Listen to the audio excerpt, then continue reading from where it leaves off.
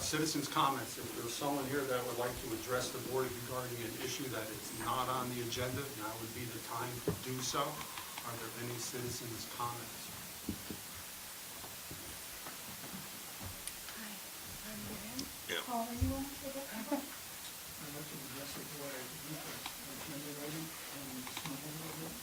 Oh, yes, there is. All right, so we'll head on. We'll go to old business. Julie, can you take us to our old business list? A few things. So the carport that was donated by Tom McLean for the police department has been installed. Guys are very happy. That'll be very user-friendly for the police department to not have to take ice off the cruisers when they gotta rush out. So thank you to Tom McLean. He donated that structure 100%. None of that was paid for by the taxpayer. So very generous gift. He did that in honor of his brother. Ambulance, second ambulance is in and operational. And so is the transfer service. We had our first transfer hospital to hospital yesterday. We have 2 scheduled for tomorrow, and we are already receiving the phone calls. So it will prove to be definitely a revenue stream for public safety. That's fantastic. It is. We're excited. Signage, so as we know, a bunch of the signage is up. There is still signage that is remaining. At this point, it's stuck in fabrication. So at this point, they're still saying another 6 weeks. So I would anticipate the final signage would be installed in the spring. At this point, is what I would estimate. And so the big news is that the town was awarded the the energy implementation grant. Just under $500,000, no match required. And that is going to do a lot of work on municipal buildings, town hall, library, and academy building, for energy upgrades and improvements. So that was a huge win for the town, and as that starts to unravel, I'm still waiting on my grant agreement. Once we get that, I will meet with, Steve and I will meet with the library and with the academy building and people that are involved there, and start talking through the work that will be done. That will likely start in January, when we'll have those conversations and begin that work. We already have quotes for that work? We've got quotes for our application, so that we didn't have estimates, we had hard quotes, and we can use those. So we should be able to get going sooner than later. The quotes on the academy building, as far as the mechanicals go on that building, are they set in stone, or is there going to be some discussion about how all that's going to work? Because without knowing exactly what the purpose of the building is going to be, it's going to be hard to determine some of the items that would be in a bid like that. So insulation wouldn't be Insulation. impacted, the lift would not be impacted, the lift can go in one location. It's more the heating systems. Storm and the windows, it would be windows. just the heating system, correct. And yes, there will be conversations. The quotes for the install, Academy building has a historic preservation easement on it. So we are very limited in what they will let us do. So the heat pumps are gonna go where they tell us they're gonna go. And most of them, they're requiring the lower mounted, not the high up, they're the lower mounted units, which is what Bart quoted for us. But to your point, there is a lot of contingency in this grant. So if there are things that need to move, absolutely. Yeah, but conservation easement is gonna drive most of what happens in the academy building. That's pretty exciting for that It is. old building. Yes. It will allow that building to be open They give year-round. them use, yeah. New windows, new storm windows, new roof insulation, heating systems. That's pretty It's exciting. been a long time coming. It is. Yeah. 100 and something years. And no hit to the taxpayers, at least the local taxpayers, to this federal money. We won't get into that dilemma, but local tax base it won't hit. Anything else? That's it for me. Anyone on the board have anything about old business? Hearing none, we'll move on, and our next item is to our yearly approval of the use of town roads for the snowmobile club. And I would entertain a motion that we grant the Chester Snowmobile Club permission to use the road Smokeshire Road past the Fourth Bridge 150 yards from the snowmobile bridge on the left. Blue Hill Road, 150 yards from Ken Getter's Field over the bridge to Dale's Field. 100 feet of Ethan Allen Road, Olive Williams Road, Rolling Acres from the cul-de-sac at the far end, 600 yards to where the trail turns right, and the town turnaround across from the old Forge Road, 50 to 70 feet. So moved. I'll second. Tim's the motion and Lee is the second. Any discussion on this? We, basically it's housekeeping. We do this every year. Dick, if you'd like to speak to it, you have to grab a microphone, come up and identify yourself, and go for it. So I'm Dick Jewett at Chester Snowmobile Club, and I counted the bridges today. I don't know why I haven't counted them more thoroughly in the last few years, but it's actually the 5th bridge, not the 4th bridge on Smokeshare Road. I did it about 4 times to make sure I was correct. There are 5 of them, and then we come down onto the road from Cavendish. Thank you. We need to amend our motion to the 5th bridge. Yep. So amended. So, Oh, actually, you have to do that. You made the motion. Well, no, we did I? No, you Oh, I made the Yeah, motion. I'll second the amendment. Everybody that's in favor of the amendment as stated, please say aye. Aye. Aye. Before we take the final vote, I'll let you get comment. Right now, we're just going to deal with the amendment, and then we'll hit Peter, I'm sorry. All those in favor of the amendment? Aye. Aye. Anybody opposed? Okay, any other discussion on the actual motion? Would you like to speak to it? Good evening, Paul Bidgood.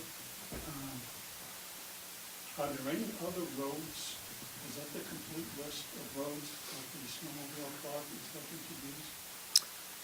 Unplowed roads in the state of Vermont are automatically allowed the snowmobile club to use, any unplowed road.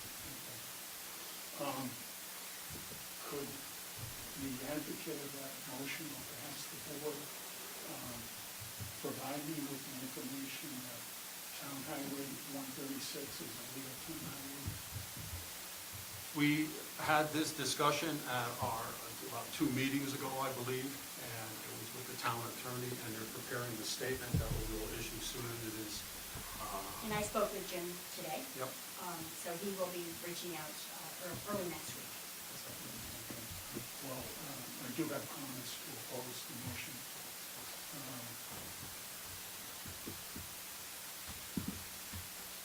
And I have one of these, that should be.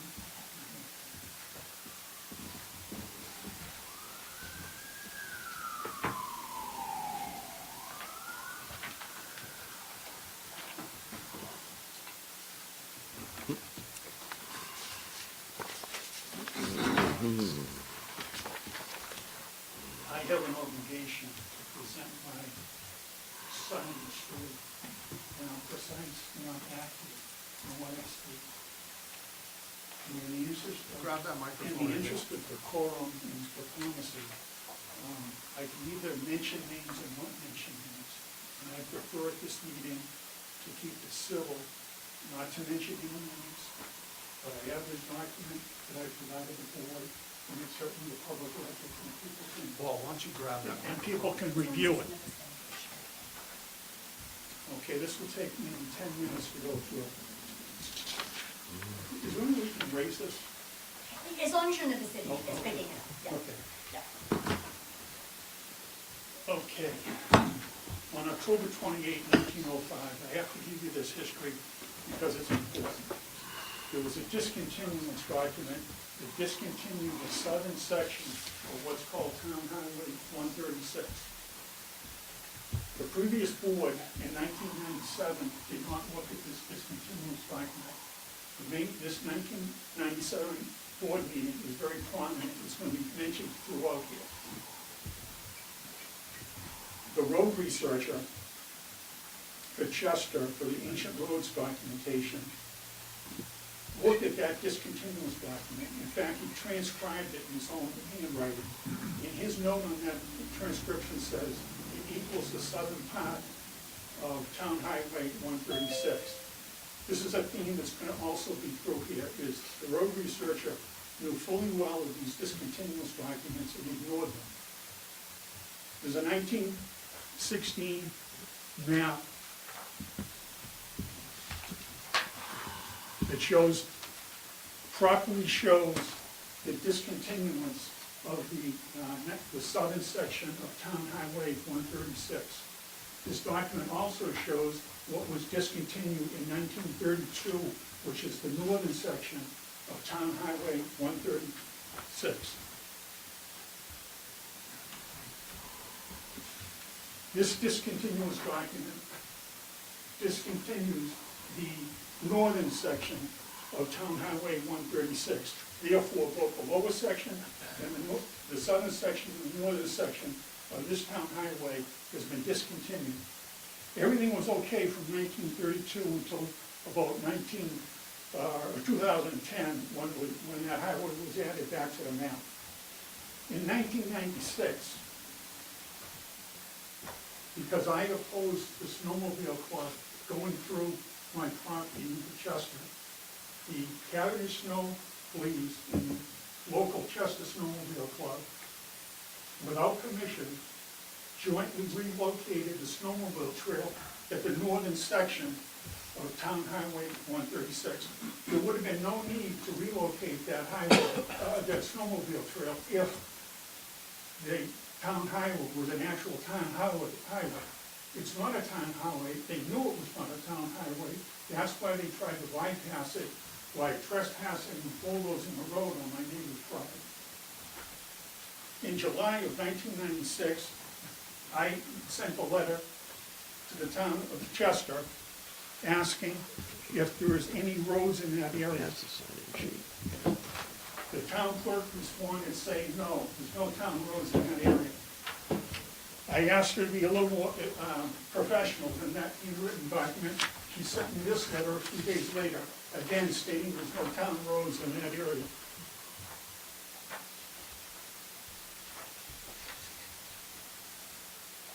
Here's the fateful day, May 21st of 1997.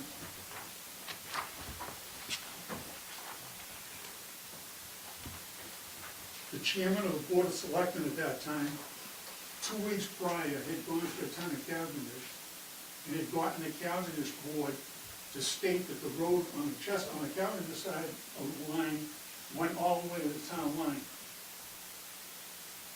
Then, 2 weeks later, the chairman came to this board, and I want to read this. That select person explained that a resident in Cavendish objects to the snowmobile club using the road that runs from Bailey Hill Road in Cavendish to Bridge number 70 on Snowshare Road in Chester. To resolve the matter, the Cavendish Board of Selectmen declared the portion of the road in Cavendish a Class 4 road, which allows the road to be used by snowmobiles. The Cavendish Board asked that the Chester Board take similar action in inserting a portion of the road in Chester. A motion was made, and the board reaffirmed that road as a Class 4 road. That was a fateful day. This is wrong, completely wrong. The next day, the town manager for Chester sent a letter to the town manager of Cavendish saying at the meeting last night, the select board reviewed the status of the road shown on the Beers map, and given we could find no evidence that the road was discontinued, the board voted to confirm that that portion of the road in Chester continues to be a Class 4 road. Again, they didn't look at any discontinuances. Previously, I mentioned the 1905 discontinuance and the 1932 discontinuance. They totally ignored the discontinuances at the meeting the previous day on May 21st of 1997, and the town manager confirmed that they're ignoring discontinuances.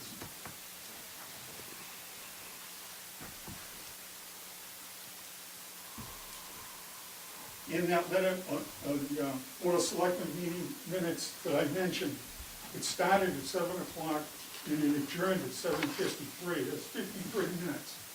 There's no way that the board could have taken all the road books, looked through them to determine the status of the road, that they declared to be a class 4 road, and we now know that they didn't look at any discontinuances.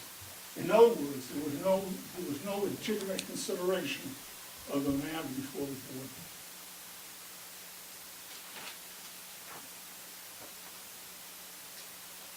At that meeting, the board looked at the 1869 Beers map, but obviously Beers map would not show the 1905 or the 1932 discontinuance. Things sat still for a while, and in 2003, there was a prior court action. And in that,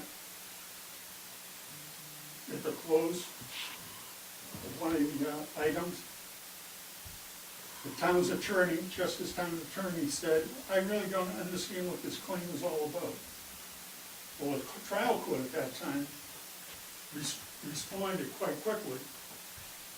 And he said, it's to the effect that the town of Chester colluded with the town of Cavendish to extinguish his rights to the road and to foster an agenda that would make Vast able to exploit his situation to a greater degree than they had before because of his complaints about them. I think that's about where it is. That's the trial court summing up the issue right there.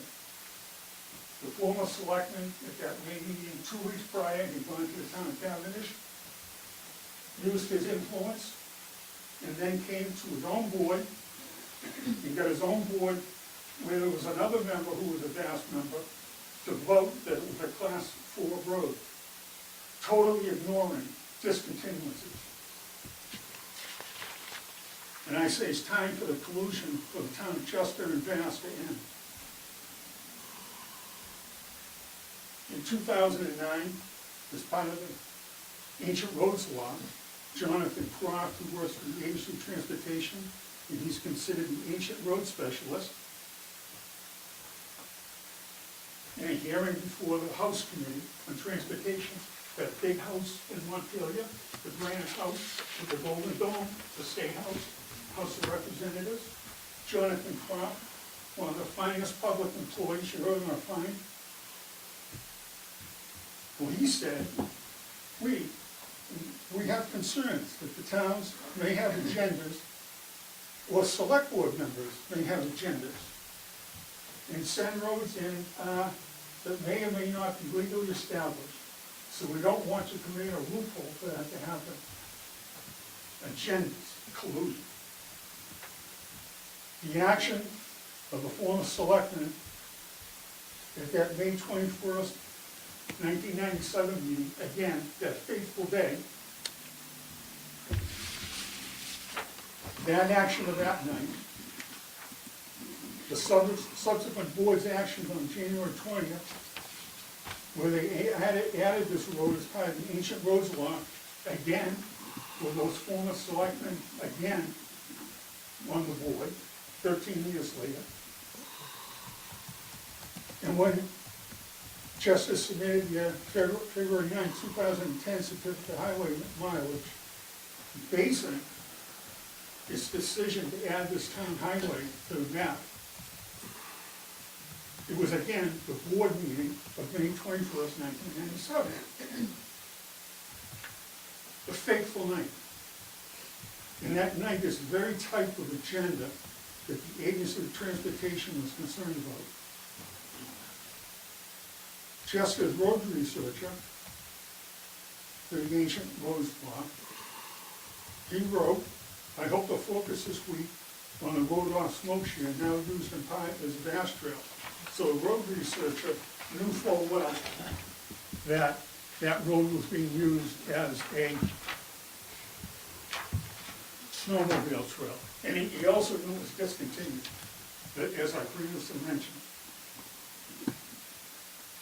A later letter by the road researcher said, I've also looked more at potential issues involved in Vast Corridor 12, which runs in part on old roads, so far without discontinuances coming to light.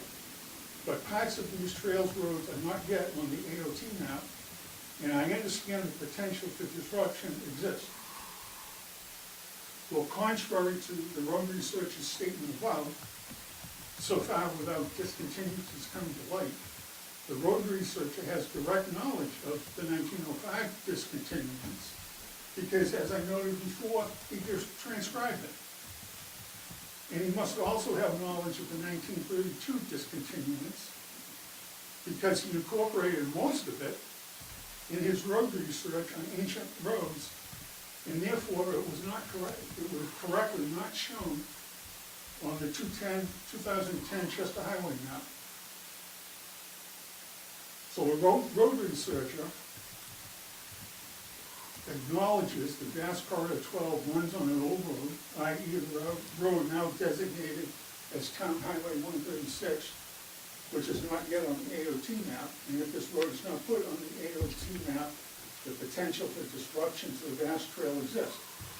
But the road researcher chose to ignore the 1905 and 1932 discontinuances and instead chose to add this road to the AOT map so that there would not be a disruption to the vast trail.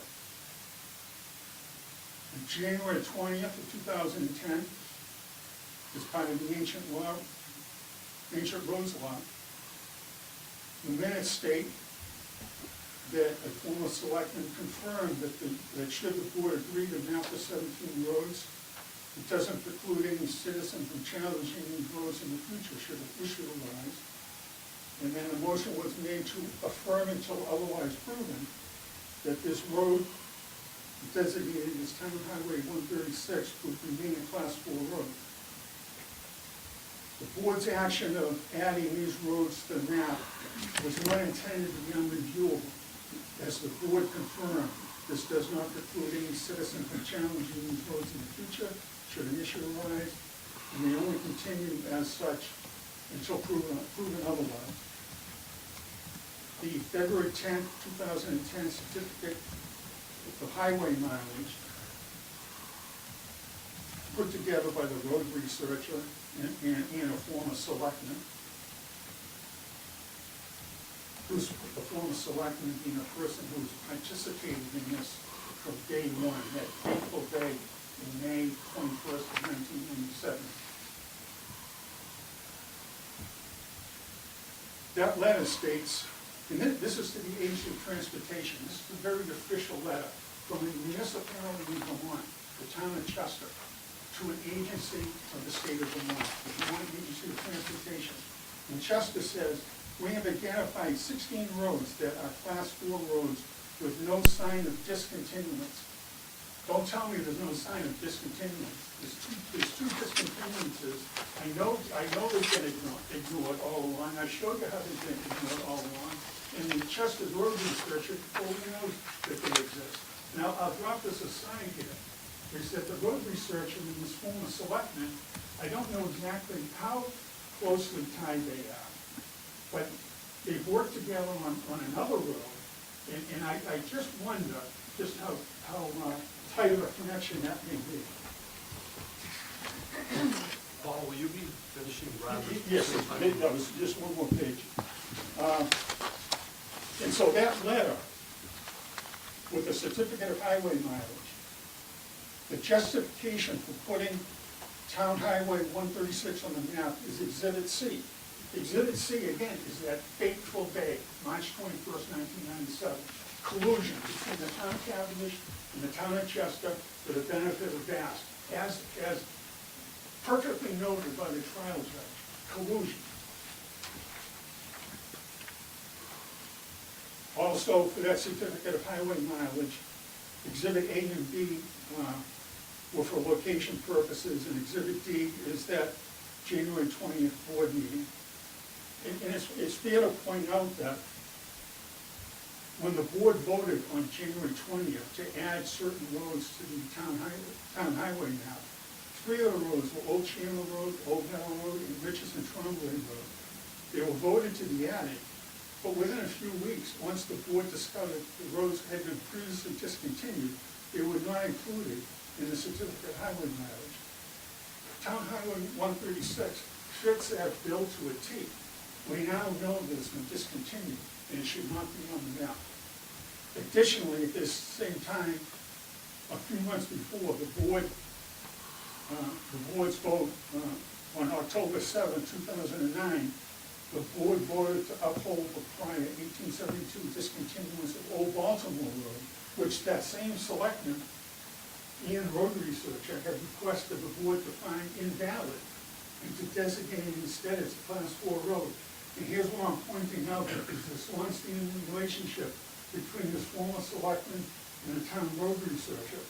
The residents of the Old Baltimore Road neighborhood, they spent tens of thousands of dollars in emotional turmoil and strife to their family to protect their property interests. All because someone, a former selectman, wanted to put a snowmobile trail through their property. Paul, are we all set? I am gonna have to. Just one second, please. I've got a little cutout here of the Ames Transportation Highway map of 2010. It shows where Highway 136 is. And I met on January 5th of 2004 with the road researcher. And during that meeting, I went through all my documentation, and he agreed with me. He said the facts were on my side, and he didn't see anything wrong with my research. And then in addition to what I've spoken here today and the documentation that I have, and I do intend to provide these documents to you, I'd like to consider all my other documentation, and I thank you. Thank you.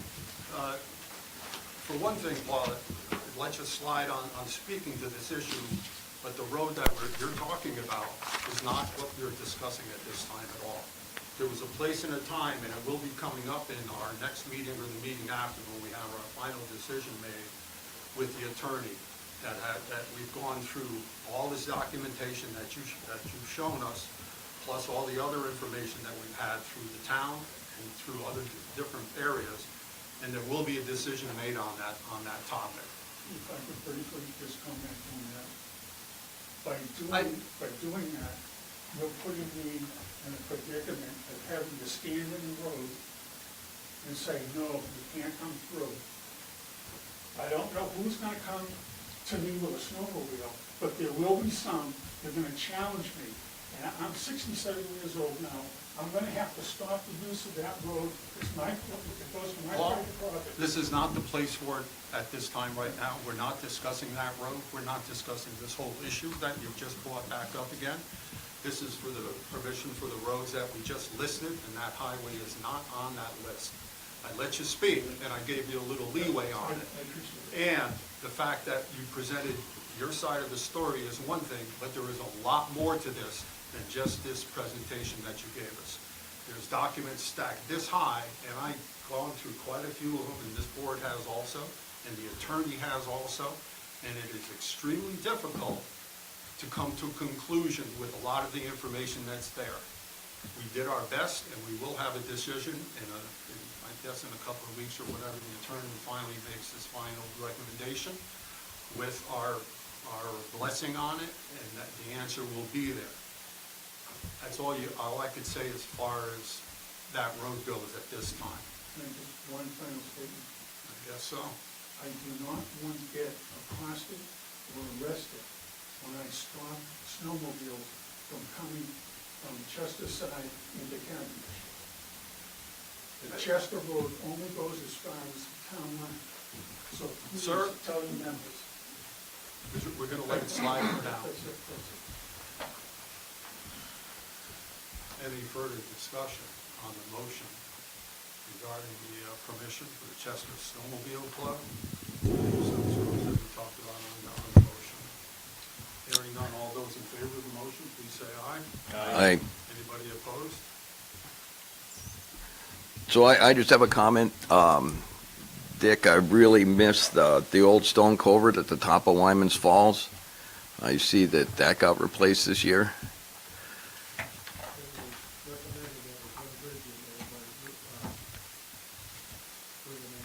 And I see there's a chain across the road for the Class 4 road going up from there. right at the corner of the bridge going the rest of the way up to the top of the hill, the Class 4 road goes. Huh? The Class 4 road comes out from the old Enos place, Yep. and goes down to Lyman Falls. You got a problem with the map. All right, thank you. No, it's just Nope. us. Dick, we can't hear anything that's Nobody going on on. Zoom. Yep. Actually, at this Yep. point, motion passed, Yep. and we're on to something Yep. else. If there's a discussion that you'd like to have, then Mm-hmm. have it with Dick or the snowmobile club later on. Next item on our agenda is a discussion with the library regarding this year's budget that they're presenting to us. In your package, you've got the breakdown on it, and we're here to help us with that discussion. Bill Dakin, who is the chair of the library board, and quite a few other members are here also backing him up. Go ahead, Bill. How about my own chair? So I'm Bill Dakin. I am the chair of the board of the library, and we're delighted to be here again on an annual basis. Tonight in the hall, we have our director, Gail Zachariah. Other board members are Laura Cocoa, Jesse Kruss, Lynn Smith, and we also have online, we have Donna McNeil Hudkins and Matt Gorski. And that's pretty much a pretty good gathering of board people. So I'm just here to introduce them. Laura and Gail are going to speak to the budget presentation, and so I'll turn it over to them, and we thank you very much. Thank you. I'm Laura Coconut, and I'm the current treasurer for the Whiting Library. And I prepared some notes, and I'm just going to read them to you. It's just a little easier for me. I'm going to talk to you about the Whiting Library budget for the fiscal year 2025. In the last 3 years, we've made a significant investment in personnel. We did this in order to provide quality services and programs which have yielded a significant return on investment. According to the library value calculator, which I just passed out to you as a handout, our community saved $207,045 this year. And if you have any questions about the calculator, Gail can tell you more about it. To increase our, we also, in terms of why we did this, to increase also our grant writing capability, our current library director has secured the library some significant grants this year. Also to remain competitive and to retain skilled library staff, and to bring the Whiting Library into the 21st century and make it a world-class library that the community can be proud of. Part of our mission and goal is to retain qualified library staff, to provide continuity and make the services and programs sustainable. The Board of Trustees are asking for your continued support in this regard. In 2023, the Vermont Working Group on the Status of Libraries published a report on the compensation and salary of staff in public libraries. We are within the mean range of what staff should be receiving for compensation. Both our director and youth services librarian meet the Vermont Rural Basic Needs wage, while our library assistant meets the Vermont Livable wage. Therefore, in order to continue meeting these requirements and to make our budget robust and sustainable, we're asking the town of Chester to help us cover the full cost of our personnel budget, which includes payroll tax and other payroll expenses. There have been times in history where the town of Chester covered the personnel expense for the Whiting Library in its entirety. We estimate that the cost comes to about $50 per Chester resident, which includes the cost of the facility. For neighboring libraries, the cost is about $70 per resident. That's, for example, Springfield and Rockingham. The good news is that we did not increase our budget for next fiscal year. We went through the budget line by line and have not increased the cost. We slightly cut the cost for books and materials. We hope to make up for it through grants. So in essence, we're asking the town of Chester to fully cover the personnel cost to make our budget sustainable, to ensure stability and viability for the foreseeable future. It would guarantee that the cost of our employees, our most precious resource, is covered, and we can then focus on fundraising, donations, and grant writing. And this would then be a focus for expenses such as books and materials, equipment and technology, supplies, administrative costs, and so on. This would be a much more realistic goal for us. The revenue for the Whiting Library comes from the following sources. We get it from the town of Chester, town of Andover, fundraising, donations, book sales, and grants. The fundraising and donations depend on various factors, including what's going on in the economy and environmental factors. Think of the floods of 2023.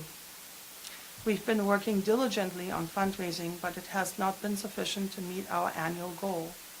On the average, we've been coming short by about $20,000.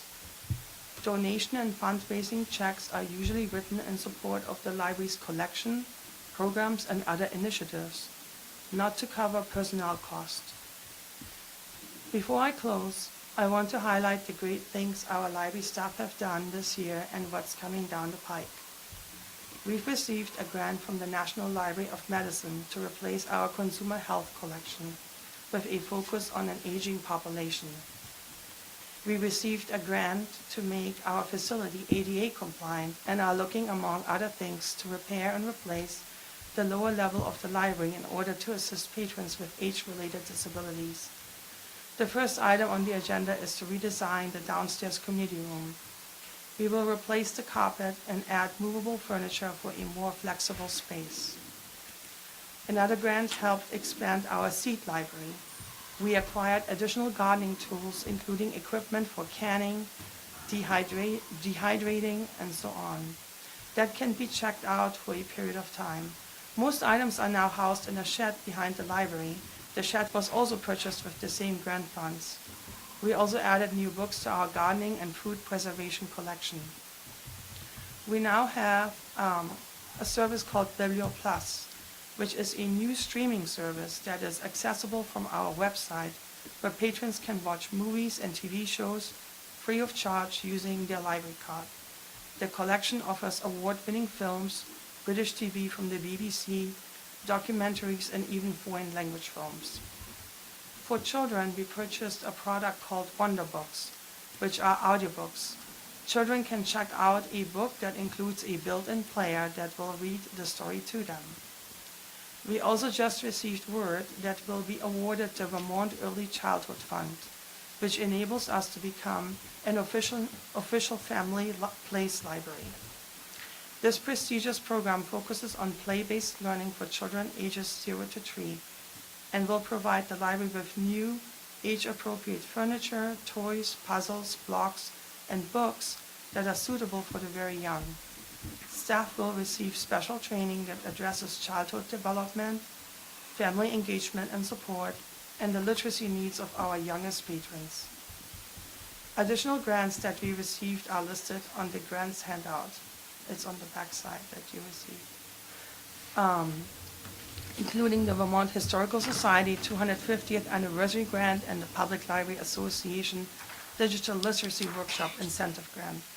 That being said, we are asking the town of Chester to increase the town contribution by 19.16%, which comes to $120,356, so that we can have competent staff that can keep the library services running without any interruptions.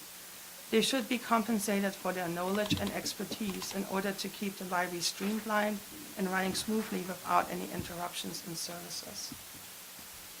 Thank you. Thank you, Laura. And Gail, do you want to speak also? Yes. I would say that, when Laura was talking, she mentioned the increase for Chester. We're also asking an increase from Andover. And the idea would be we realize that for both of you, you know, it's a lot of money, so it's a problem that really needs to be solved at some point. That the salary, the wages, and the personnel costs. So it may not happen this year, but we would like to have some movement. I know that I've read, I wasn't here, in 2023, before I came, our previous chairman of our board came and spoke to you about this whole problem with increasing personnel costs, and that they were getting higher and higher because of needs starting way back in 2020 to make, to raise the cost, the wages a bit, to make it fair for, you know, the employees that are oftentimes Chester residents. And in those previous years, I think we went along and just tried to balance our budget without asking for this increase. But at this point, for us to have a balanced budget without asking for an increase to help with personnel costs, we would have to not purchase any materials, have any programs. And a library, the staff is the most important aspect of a library. But you wouldn't have a library if you didn't have books. And also in today's library, the libraries of, you know, the modern American library, it also had programs for engagement, for community connection, to help build a healthy community.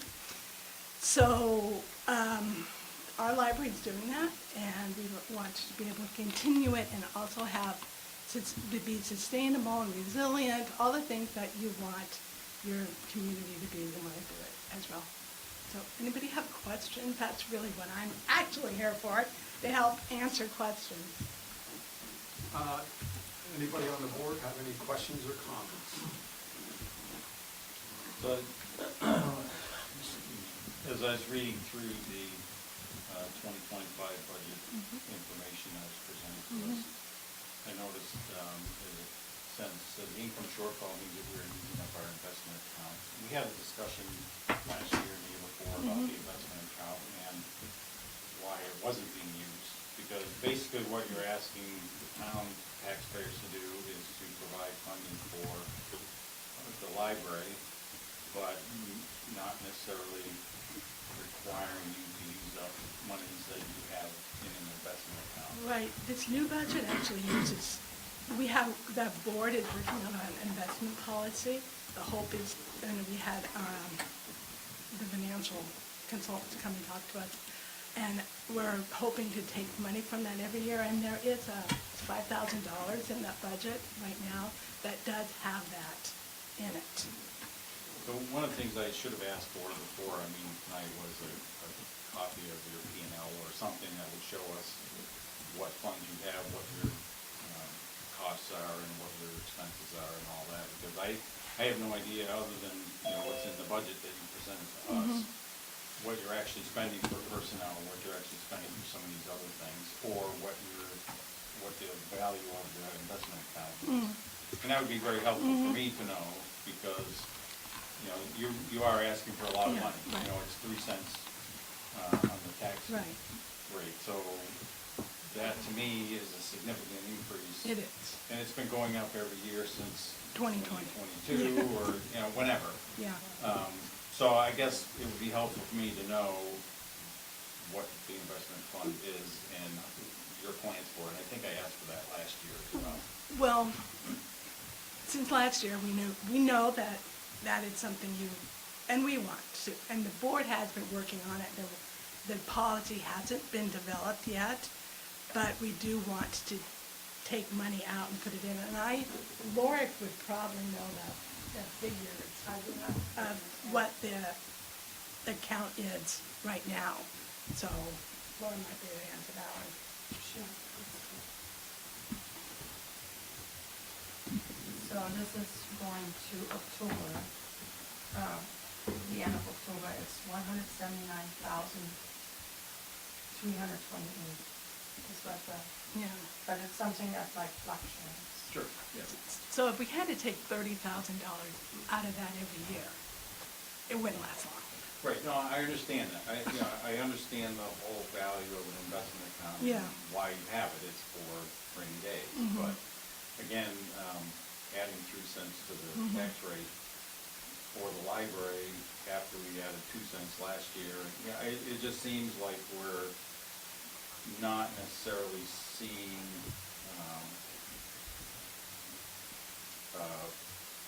the ability of the library to, I don't wanna say self-fund, because we do as a town, we wanna invest in that resource, it's a great resource. Yeah. But it just, my concern is for the taxpayer, and each year we get a request for more money, and I just wanna make sure that Well, we know we're spending it on. yeah, Just I sorry. want to interrupt quickly. One thing that you did say, Lee, that there was a 3 or 4%.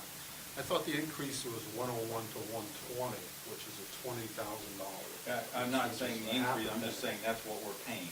Oh, We're you mean the paying- whole budget? Yeah, we're paying Okay. 3 cents. Yeah, well, the increase is a half a penny. Right, as but far if as we go back to taxes the go. first number on there, it Yep. was 93, so. No. Yeah, it's been going up year after year, and it just, again, I asked these questions Yeah. last year, and I hate to be a jerk, but Yeah. on the other hand, I wanna make sure that, Well, we're working on that. I mean, I don't know whether other, I don't know, I'm not comparing to other departments in the city, in the town, but, things do go up. Yeah. They are going up. In Well, our Alto, no, I prices are understand that. going up, Yeah. yeah. I Part, understand. part of it is because, we hired a new director and it was really hard to find, quality, people at the rate that we were previously paying. So in order to make it a livable wage, we had to increase the director's, salary. And that's what we were, discussing like a year ago, 2 years ago even. And now when we're looking at the budget, I think it's a much more robust and realistic budget that we are creating, but it's always like we're always falling short in terms of the personnel cost to cover it all, because we have to like supplement it through fundraising and donations, and it's just not realistic for us to be able to do that when we have to also purchase books and other materials and have other initiatives that are pretty standard for today's libraries. So that's why we are here to talk about that. And I understand a lot of the questions that we have as a board and stuff, but we have different views as far as the outlook on how, and our philosophical differences on the library as opposed to the other town functions, the highway department. We don't expect any of those to make money and to self-fund themselves. Yeah, I was thinking. I always thought that the library was an extremely important and vital part of the community, and that if it did cost taxpayer money, it was a bargain for the amount that we're paying to get the services and the function that it provides for this community, way far beyond what the library does as far as just book bills and stuff. It is a core part of our community, which is why we have a little difference of opinion on this. I agree with Lee that we have to make sure we do due diligence as far as this budget goes and look at all the parameters in it with your funds and your P&Ls and everything else. I'm more of the type that believes that this increase puts you more in line with the rest of the town departments, where the town takes care of the building basically and the personnel, and then you do your programs and you do your other parts of it and stuff. And it's just part of our disagreement sometimes, but we have to make sure that we're not hiring the personnel, that's the library. Yeah, so, and that's part of the We're issue still a is, municipal library. well, right, but Right. the library trustees are the ones who are responsible for hiring and paying for the staff, not the town of Chester. Right, Just wanna make that clear. that's true, but I think in old documents, not even that old, there was a tradition of paying, but at that point, the personnel costs were much lower, and there might have been one librarian, And historically, I think all these librarians probably were underpaid for the amount of work that they did, because, you know, they would have their entire families helping them to get the job done that they had to do because they were. And that was the other thing about the cost, personnel costs going up. At the time, in those years, the board came up with policy and procedure to require 2 people to be in the library at all times, 2 staff members, which, I mean, many times our library had 1 person there. And so that increased the cost of the personnel as well. But librarians are pretty thrifty. We get a lot for the amount of money. All And of our municipalities. yeah, I know, but librarians definitely have. I know, yeah, all Can librarians are. I ask a budget question? Yes. I apologize, I should have looked a little more closely at this ahead of time. We're talking about personnel costs going up. And I must be missing something, because what I see is 102,710 for 2024 budget and 100,350 for 2025. What- Right. That's the thriftiness of a librarian, that we looked at what we really needed and we adjusted, and when someone left, they were not replaced at quite as many hours, so we'd save some personnel costs. So help me understand where the increase, is it in insurance and Yeah, well, benefits, or? the increase actually happened started in 2020. I think you might be able to see that if you look at the comparison. It started in 2020 and 2021. That's when it really hit. That's when the big increases were. The 2020. increases now are not that much, but we are asking for more because last year, even though in the end we were a little bit less, we had a lot of success with donations, but sadly, the reason we did was because people died. And, you know, people donated to the library, we can't count on that. And that's what Laura was saying, the fundraising fluctuates, and that's really hard to build a budget that depends so heavily on fundraising when it fluctuates so much. And the same thing with grants. I write every grant I can, but you don't know what the grants are going to be for, and so you can't really budget in advance too much grants as well. Now, this is just something it's an issue it's a challenge we have, and we are asking for help, I guess,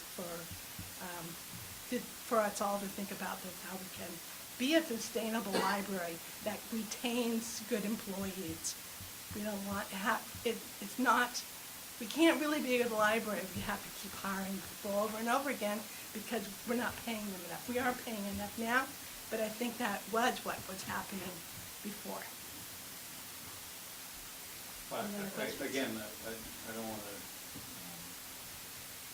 keep beating on this, but the issue, I think, is philosophical. So we as a town are being asked to provide $120,000 to the library. And we have really no control over what you guys are going to do with the money. We don't have any control over who you hire and what you pay them and any of that stuff. We're just being asked to throw some money into this pot, and you guys can do with it what you want, which is fine. I appreciate and I respect your coming to us and asking for these funds. I just am concerned that there's not necessarily, it seems like you're asking us as a town to pay for your personnel costs when we really don't have anything to say about that. So Yeah. while I understand that you have costs and you're trying to cover those costs, it's just not clear to me Well, where I mean, I see the benefit, and to your point, Arnie, I think the library is wonderful, and I don't necessarily would vote against this particular budget, but I just want to be clear that we're being transparent with what's happening. yeah, we understand that we're really, the way I look at it, you only have a certain amount of money that you could really fund everything, and you can't do everything as much as you would like. You know, you have a budget. But in Vermont, libraries are structured in strange ways. And that is what you're talking about, is the way Vermont structures the libraries. And that's the way, I mean, not all libraries in Vermont are that way, but the majority of them are the way you're talking about. We're a municipal library. We get support through you. You know, you control how much you give us, and that's why we come and ask. But we control everything else. We've had this discussion Yes. before, I believe, about the charters and how the governments work, and whether there was another way of doing it that would benefit the town and the library. And to Lee's point about, yes, we give you a big chunk of money, and you're allowed to do whatever you want with it, but I would just like to point out that the control of this library is by the citizens of this town. It's And- just a different group, but it is still 7 or 8 people that are from this town that want what's best for the town and the library, and I would hope it would be a pretty good cross-representation of the citizens of this town that are helping you guide you to where you spend or how you spend and what goes on in this library. So I hope you're a reflection, which I think you are, Yeah. of our town. And they're elected by, those people are elected, just like you are, by all the people who vote in Chester. So, I mean, but you're not deciding personnel things. I mean, hey, I think our staff would really appreciate some of them being part of the town, because their benefits would go way up. I mean, we don't have the health insurance that, I mean, we have a substitute, but it's, I hear from staff members that they would rather have real health insurance like the town of Chester has. The town of Chester has amazing health insurance. It really does. Is for anybody the town going to be side. taking advantage of the retirement program that I fought so hard for you all to take Well, advantage of this past year? I'm not, but we still need to have that in there. Now, I mean, we want it. I don't know what happened. Carrie didn't get a letter at home. Can we have the letter sent to the library? No, Beamer has to send it to our, no. Can it be They- certified?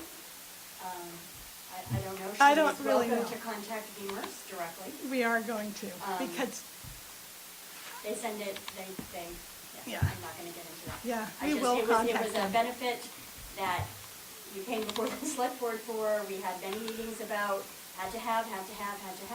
we want and it. nobody signed up. Well, there are only 2 people that are eligible. You have to be, considered Vermont full-time. Yep. That would be me and one other employee. 24 hours, not full-time. Okay, well, our other employee is not 24. I Yeah, understand. so, I'm just okay, asking if great. that is an And- item but that's we gonna stay in the budget, definitely- it because is gonna nobody, st- no, if gonna stay nobody in- is gonna take advantage of the retirement benefit, then that is a line item that could come out of your budget. Maybe, That's my point. but what if somebody left and we had hired somebody new? Wouldn't we need the money in there for the new employee? Because it's not going to be a choice for new employees. It's only a choice for current employees. Correct. So I think we need to budget for that. I have a question also on the non-resident fees, where you budgeted as an income of $3,200, but your actual so far is only $380. Why are you budgeting such a high amount if you're not going to obtain that? Another thing that took a little bit of time to work through the board with, we want, and this is what most libraries do, we want the non-resident fees to be so based on what you're paying, or close to what you're paying. Right now, non-resident pays $15. Most towns don't want non-residents they don't want to be paying for non-residents supplementing their costs, because this new budget is $50. The budget we had last time, we looked at $35. So if we're moving it up, we will, and the budget, in also last year's budget, it was listed at an increase, and in January 1st, we will be increasing the non-resident fee. So you're being optimistic. I mean, I'm not being, I mean, I don't know. We also got a new computer system a year ago, and that's one of the things that Laura, they did to bring the library up. And so I'm not really sure when I say how many non-residents we have, that's what we had. And it's not until they renew. I think I'm not as optimistic as I was in the previous budget that we did, because I had anticipated being able to raise the fee and everybody who had cards to renew, but, so it's gone down a bit, so I'm optimistic that, I mean, we're a bargain, because it costs $70 to get a non-resident card from Springfield and Rockingham. And we kind of provide the same services. One other quick question on the town of Andover, their contribution. I see that it's gone up from 3,000 to 5,000. We're gonna ask for that. Yeah. Monday. and how does that work? Is it by residents, how many they have, how many they use? Where does that number, do you just? Well, I have not found a document that says how, the history of how it came about. If they were paying per resident, it probably would be way more than what they would want to pay, you know. But Well, if it they're, I think they are paying close to what it would cost if each one of their current library card holders, they were paying for those, you know what I'm saying? So I see that's how they do it now. It's That's how we hope they are gonna do it. Well, the budget is, at this time of the year, we're going through all the different departments, the town departments, the library, and it's nothing that we're gonna be discussing in detail tonight. If there's any more questions or concerns, now would be the time for any of the board members to bring them up. Other than that, I think we'll just be looking at this as we finish our budget process, and then we will be making decisions on whether we approve this, whether we're going to change it, or what we're going to do to it. Can we get copies of the library financials? And we could do more for the citizens, but also for you guys and the town of Chester. We could work together more, so that if you have a project, we could have programs related to them, we could buy books related to them, so there's, we could be a partner more than we are. And then that might, if we work together more, even though you're not making the decisions about the employees, you still might feel more comfortable, looking at us like a partner. Again, I'm not discounting or disparaging anything the library does. I think it's a valuable resource. Again, it's $120,000 that is being passed on to the taxpayer. So I understand the value that you bring as the trustees of the library to our community, and I think that's great. We really appreciate it. It's part of the process that we have to take everything into account Right. and have this discussion with the board and with the public, and we'll see where we go from there. Tim, will you have something you were going to say? Or? No, not now. Okay. Is there anyone else in the audience or anything that would like to make any comments or has any concerns regarding the library budget? Now would be the time to speak up. Well, I want to thank you folks for showing up tonight. You showed up in force, which I think shows a lot for your dedication to your jobs that you do at the library. And I appreciate you coming tonight. Thanks for presenting this budget to us. Thanks for all your work there. Thank you. So we may leave in us too, just to get the temperature down. You don't want to hear about the rec budget? Thank you. Thank you. Thank you, sir. Good to see you, Jeff. Good night, folks.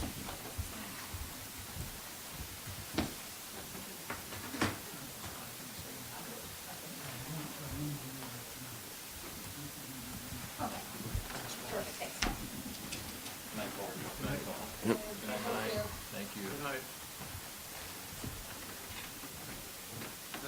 on our agenda is Regional Planning Commission. They're here to give us an update on Act 181, I believe is the number, Jason? That is the number, and I can't believe they left. Jeez. Well, you've got a lot going on here as I far as know what's it. going to be happening in the next year or two, and I think it's going to affect our town and the zoning and things a lot.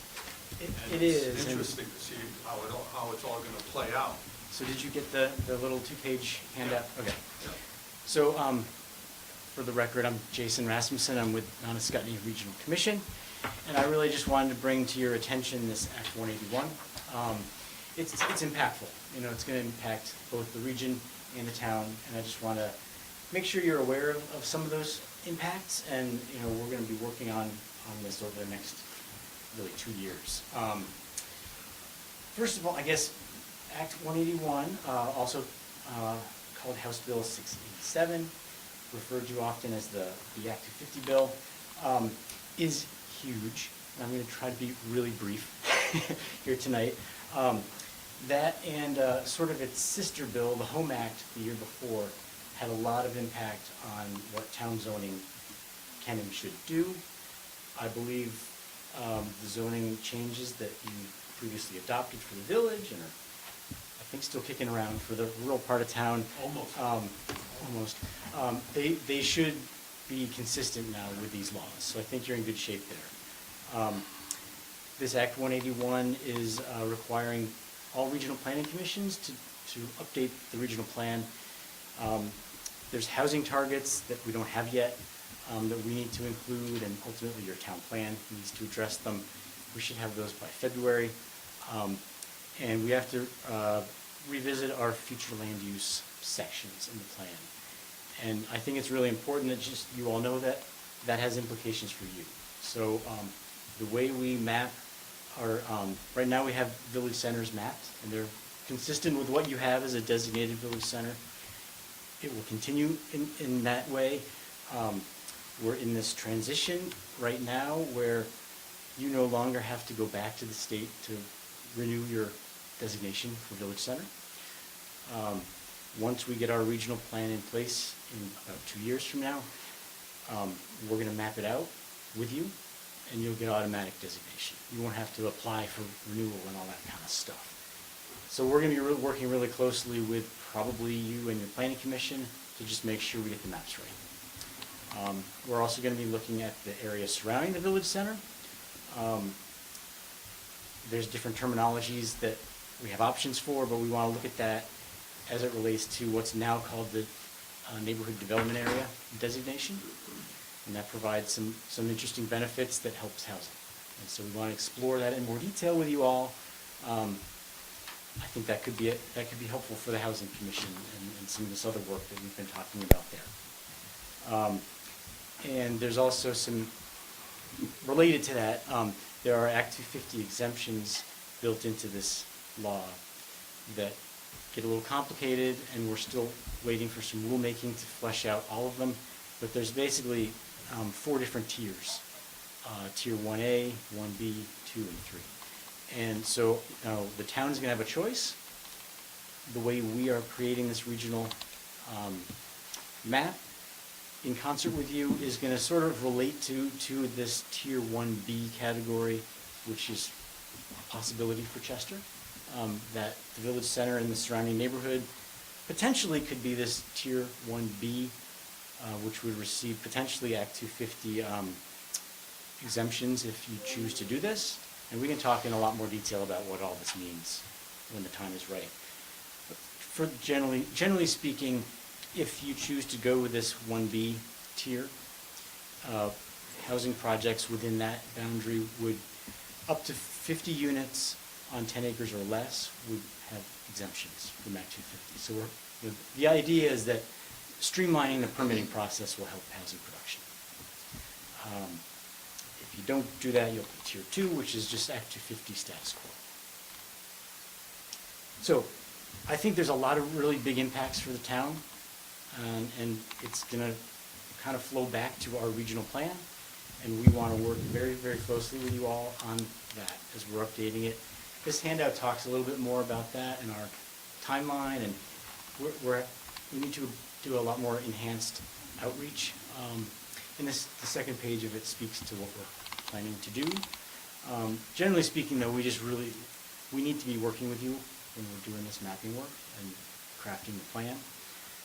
I think it's important that we work together, and I just really wanted to bring this to your attention, and you're going to be hearing more from me. And Erin sitting behind me, I should have introduced her. She's going to be helping out with a lot of this work, so you'll be hearing from us in the near future. So, can you give us the monthly review of why this bill passed and what it's supposed to do? Because, I mean, it sounds great, but I'm just wondering what we're trying to accomplish as a state.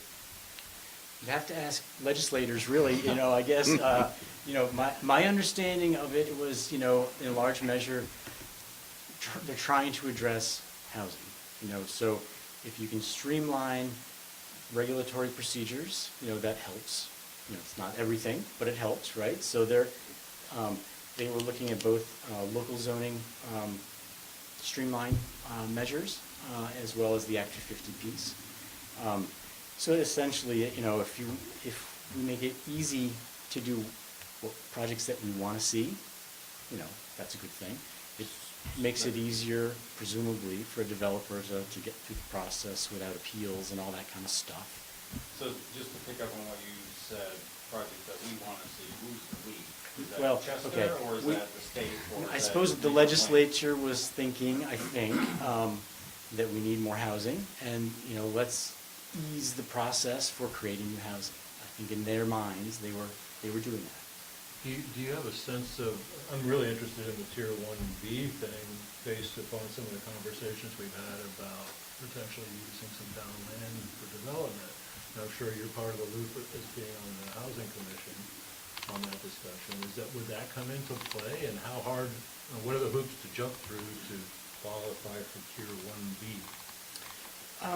It's not that hard, we need to look in more detail, you need municipal water and sewer or adequate soil-based lot sizing. You need adequate zoning, you need zoning and subdivision in place, you need capacity to administer them, and you have that. So I think you meet a lot of those requirements. The question really is the map, how far can you go? Away from the village center? Away from the infrastructure, right. And so I think we're in a good place there. I think we can make a strong case for that. I don't know until we really get into it, but I think yes, probably. That could be huge for us if we can avoid Act 250. And assuming that all works out, it's a long way down the road, but Right. this is encouraging. Right, and in fact, I was talking with Julie earlier today about a sort of related thing. We don't want to wait. We're starting to look at that, I hope, sooner than by next December. I hope so too. Yeah. What was the trigger number again? 50. 150, all right. 50 Yep. on 10 acres. 50 units on 10 acres or less. Or more? Or less. Or less, Le- or up- less. Up to 50. Up to units 50 units on 10 acres or less. would be exempt from From Act Act 250. 250. Okay, Aaron's saying yes, thank you, Aaron. Yeah, exactly. That's great, thank you. So that's really it. Any other questions? So it affects the Act 250, and it's mostly in the village center and stuff. So the rural areas, they just want, basically, the message that I get is the hands off. Yeah, I guess to the previous question, there's like this balance where, more housing, more protection of rural spaces. And so there's this Tier 3 category, which I've not mentioned. The rules for that haven't been crafted yet, to my knowledge.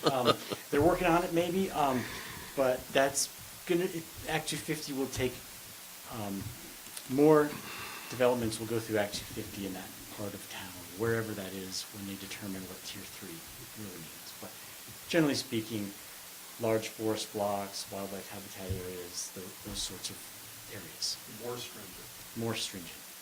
There will be more Act 250 reviews of stuff that right now would not go through that process. In the outlying areas, the conservation. In the outlying areas. Now, there's probably going to be changes into the law this year. I don't know what, but I'm sure that may be part of the discussion. I don't know. So we talked to our legislature. Yeah, I mean, this is law, so I'm just following the law. But Okay, yeah, yeah, yeah, no, yeah. again, I just, It's the bureaucrats that are gonna write the law now. yeah, it's confirming my, Well, when you get a statement that says the FLU map complies with the legal requirements of, and that's what it has to do. So whatever those legal requirements are, it's basically going to tell you that you can or can't do it. That's going to be your guiding document or a big part of it, I would think. That's true, and there's of course, some gray area, and there are some methodologies getting kind of fleshed out as we speak, but yes, generally speaking, these are our categories. We got to map those categories. Question is where, and again, we want to just work with you on the where part, and what's the policy about each of them. So would that be more with the planning commission or with the select board, or through the planning commission, through the planning commission to the select board? We'll take your lead on that. Probably we would look to the planning commission to work through the details, and we would probably come back to you and show you what we come up with, and see if there's questions. And ultimately, you would be the ones to ask, do you want this tier 1B status or not? What are the other options? We'll work through that when They the time seem like comes. they're the ones that are better equipped to answer a lot of these questions and a lot of these concerns, because that's what they do. I'm more familiar with all the details. So you're doing a 10-town tour now? Yeah, we're doing this awareness tour, and then, we're gonna be doing some more, probably more for planning commissioners, more of a deeper dive into what this all means. It's the beginning of the journey. This is the beginning, yeah. We're really hoping to have a final draft by December of next year, because it's gonna take a number of months to get through the process, and what happens if we gotta make some tweaks. So that's what we're planning on, so you'll hear more from us over the It's over the shaping next the few months. Vermont land use for the future, basically. It is. and who's paying for this? Taxpayers? Us? Yeah, ultimately taxpayers. The legislature has been kind to us. We've gotten a pretty nice increase over the last couple of years, so that's, I think, in their minds, helping to pay for this effort. Well, planning is typically underappreciated, in my view, and, sometimes we hear, what are we trying to fix? And to me, that's the opposite of planning. If you wait to fix something after it's broken, what we want to do now is plan for the future.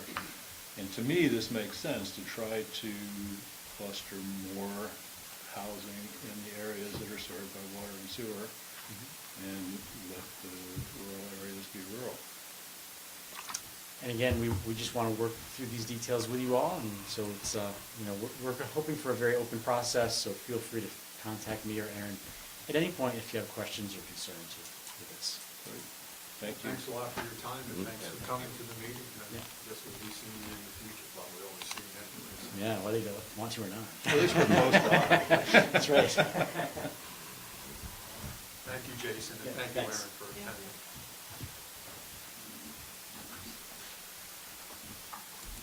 Next item kind of fits right in, our housing commission. We have an update and a presentation on our housing commission. Joe Carl, you're here to help us out with this? Yes, I am.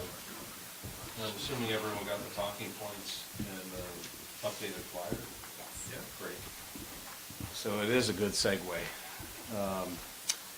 I'm proud to be on a great team. We've been working together for about a year, and our meetings seem long, but kudos to all of you, because your meetings are much longer. So, thank you. We don't plan them that way. I know you don't.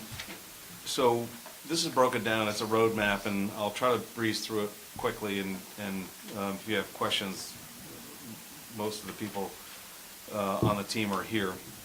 So what we've been doing as a meeting, once a month for the past year, we've worked to identify the housing needs for Chester and the region. Primarily, the needs are for senior housing and for workforce housing. I mean, that's a given. I think everyone knows that. We've identified properties and property owners who are interested in working with the Housing Commission to develop their properties. We've been working with the SE Group on feasibility of town land for neighborhood development, most importantly, identifying access to the property that's located south of the high school. That's a prime piece of real estate that could benefit our goals. We've met with the Vermont League of Cities and Towns and the Springfield Regional Development Corporation to obtain guidance on our next steps. All the work we've done for a year now is accumulated to where we need to take some serious steps. The next steps are really developing a housing trust fund, because until we have that, our hands are tied behind our backs. So the purpose of a trust fund is to assist with funding projects, creating private and public partnerships without going to the tax base. The Housing Trust Fund is established to receive ongoing dedicated sources of funding to support the preservation and production of housing and increase opportunities for families and individuals to access decent, affordable homes. Establishing a trust fund requires voter approval with the same process as a reserve fund. And this is a part for the public that doesn't see this outline. This is bolded and underlined. A housing trust fund must be established before the commission can move forward with any projects. This step is paramount for the Housing Commission to accomplish the mission set forth by the Select Board. We were created by the Select Board. Here we are giving a presentation a year later. What are the potential uses for a trust fund? This money will provide the following. It will provide capital subsidy for housing developments. It will provide accessory dwelling unit creation, use of publicly owned land for housing, bringing vacant lots into code compliance, permitting for housing projects, i.e. obtaining the Act 250 permit for the town neighborhood project, the DRB permitting for housing development on smaller lots. And I'm going to break from this to say we've had many conversations over the past year. One of the hesitations of someone coming in to actually help develop would be, it's going to be too difficult to do the permitting process. So we could use some of these funds to help lay the groundwork and make it easier for someone with money to come in and see that we're going to be there to hold their hand through the permitting process. So I think that's important, a very important use of that money. We can use the money for building infrastructure to support housing development, i.e. bringing municipal water and sewer to lots for development. And we can use the money for property acquisition, i.e. tax sales and purchasing lots for sale. So I'll break from this roadmap again and say, we all know the problem exists. This fund will help us take the next steps, because without money, we're not going to accomplish anything. I mean, you need money to get this stuff done. So what are the next steps? If the Select Board approves bringing the Housing Trust Fund to the voters in March, the next steps for the Housing Commission will be to identify revenue sources for the trust fund, to identify fund purpose, the method of appropriating money to and from the fund, establish an ordinance outlining eligible activities, requirements necessary to receive funding, how applications will be evaluated, and who will administer the projects, etc. We want to start conversations with the town attorney to determine the boundaries. Down to the meat and potatoes, possible methods of funding this trust fund, what will be, and this is where we have to be open-minded. We can request from the trustees of public funds to start building this trust fund. Interest earned on economic development loans could be put into the fund. Sale of town land that's sitting vacant and not doing anything could be used to put money into this fund. Of course, other towns have been successful in implementing a local options tax. Now, I know this will be, it's a little bit of a hurdle, but again, for the good, and we discussed,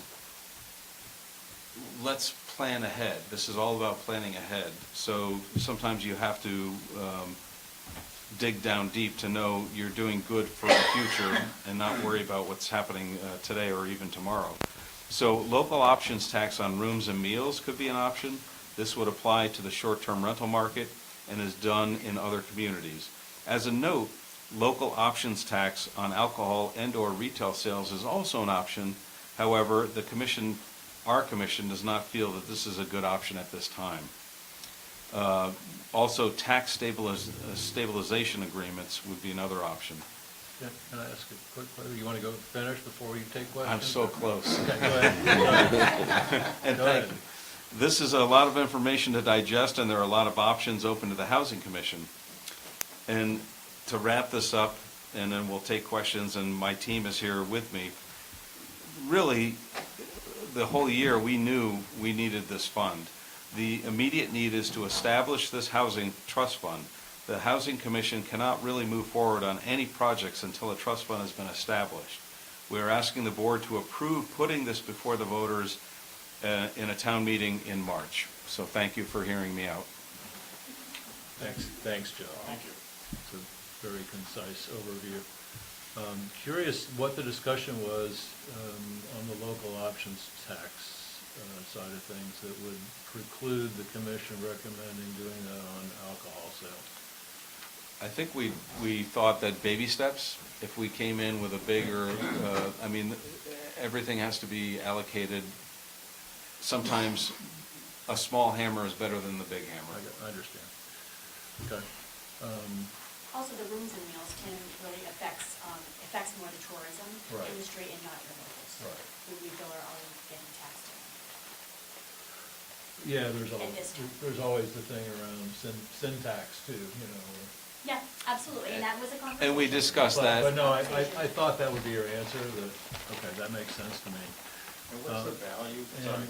And what about, would there need to be like some seed money put into this fund, or, I mean, can you start a fund with no money? You can. So your first vote is going to be to establish the reserve fund. You have to establish the fund first. So you're establishing a reserve fund for use for the purposes of a housing trust fund. Then your second article, should you choose to put the rooms and meals tax on there, your second article would be that this is a means to fund that. I see. That would be the only. Two that- different articles. Correct. Okay. That would be the only proposal here that would actually go before the voters would be if you wanted to do the local options tax. The rest of these do not need to be done by voter authorization. The fund does The not? fund does, no. So just those sources of funds. two things would be on the ballot. Correct. Ideally If you in March. decide to put the local option tax on there. Mm-hmm. I think it also makes us a legitimate force. You know, if someone had money they wanted to bequeath or whatever, you know, what, you're an organization that doesn't have a fund set up? Would it be tax deductible? Would it, if somebody chose to A donation to a donate to it? municipality is a deductible. Okay. Good, It good sounds question. like it would be a really good incentive for someone that was gonna invest in our town to have something like this set up, to help them through the process, to help them with the financing, to help them with all these things that you've already discussed for the last year and going forward, so it's all laid out. So he doesn't have to fight government, he's gonna be a partner with them at this point. We felt that was a pivotal part when, you know, we have our conversations and what would prohibit someone, first of all, you need money. And you need someone that is gonna have an appetite to come in and build a building, multi-units, et cetera. But if they can go to another state and someone's already laid out the red carpet, you know, why come here? So we're trying to, you know, we're not gonna give away the farm, but we wanna have a nice red carpet, light red, and invite them into our town to, you know, to do the development, to work with us. And it shows that we're reaching our hand out to the public as well, to the folks that would be interested in helping us build and fix the problem of affordable housing. And there are some of the grant programs kind of require it. That you have this set up. It opens you up to access some different programs. So most of the financial contributions, the select board could do on its own because of the funds are coming from the options tax, that has to go before the voters. How does the tax stabilization work? Tax Is that- stabilization program would not be something we would start right off. I know, but who? The voters have to approve that. The But who- voters would have to approve the tax stabilization program. Each one individually, or the program, and then who decides Last once I the knew it program was is each and one formed? individually on his tax stabilization. That law may have changed, I'm not a, years ago, it was individually. because we had a couple of them here in town, and they had to go before the voters individually. I'm not up to speed enough on tax stabilization stuff, and to be honest, I don't know that our town is quite ready. It's a whole nother level, it's a whole nother thing. So that wouldn't be what we would go to the voters with on first. So as the newest member here, can you just give me a quick definition of tax stabilization program? Jason might be able to do it a little bit better than me. Tax stabilization is often, like we did it with Putney Pasta years ago. So business comes in, taxes are so much a year, but the voters say, you know what, we're gonna defer. You do not need to pay property taxes for a 5-year period. I see. It's that type To of. use that as an incentive. Now I understand. Thank you. And there's other ways to do that, but that's the one that we have done. So what's the value of this fund that you see as like a minimum number?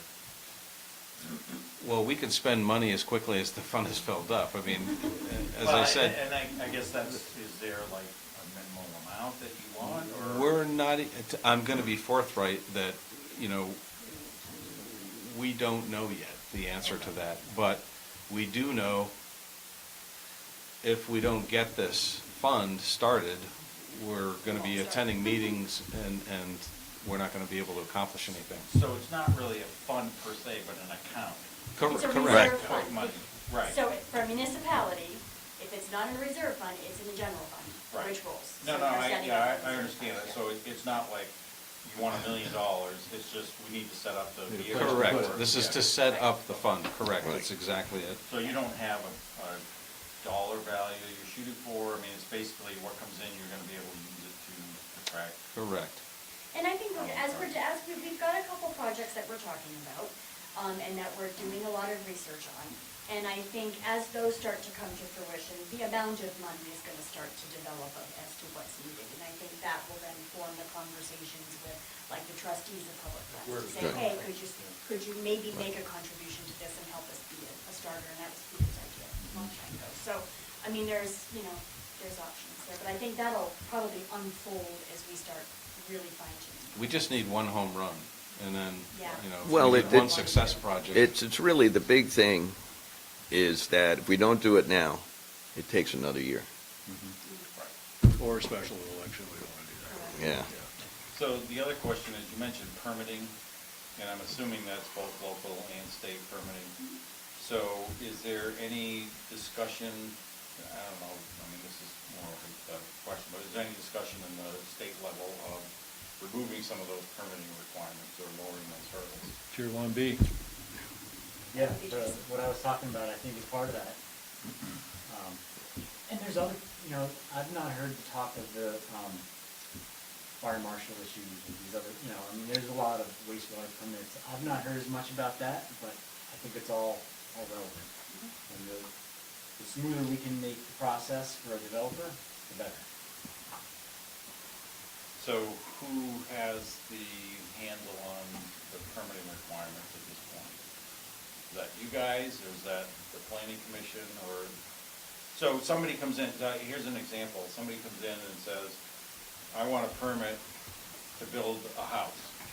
And the town says, okay, here's your permit for building this house, but says nothing about the state permits that are required to build a house.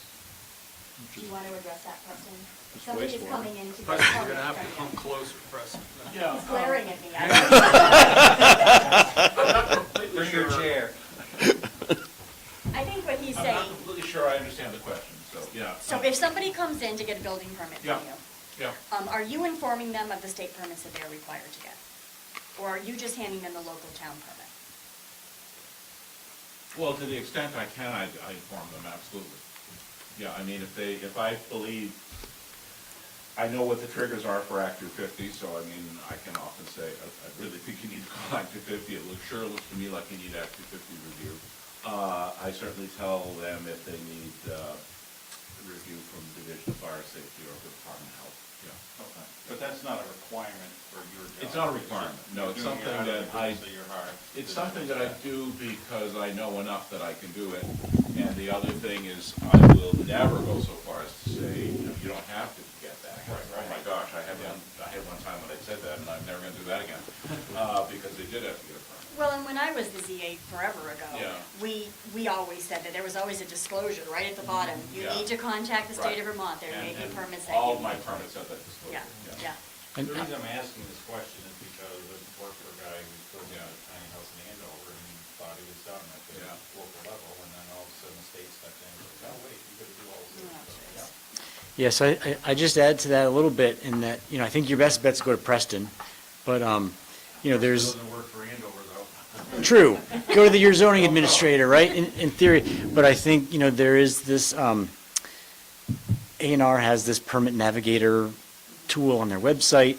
You go there, that should tell you what most of your state permit requirements are gonna be. And Erin here is, she's new, but, she's becoming our housing person, and we're working on some guidance that hopefully would guide folks through that sort of a thing as well. So I think there's a cast of characters that, unfortunately, you generally need to go through. Ideally, there'd be a one-stop shop, and, There was a time when the state had human beings that were permit specialists who could tell you.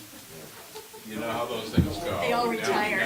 Now it's as you said, a navigator, which is a computer program. And it's it's garbage in, garbage out. I mean, it's what you enter and I've gone through it, there are a few questions where Yeah, me I don't too. know what to enter. Many Yeah, times I'm like, yeah. oh. It's Yeah. a problem. I think when I explained that one of our roles is to help roll that carpet out, there is definitely disclaimers that said, Oh, yes. we're here to help, but this is not the end-all, be-all. So Right. we want to use our combined knowledge to say, we're here to help you. You And know? this is where also those funds would be used too. I mean, there was one of them, and it says to legal counsel, right? What are the boundaries of the housing commission that we don't cross?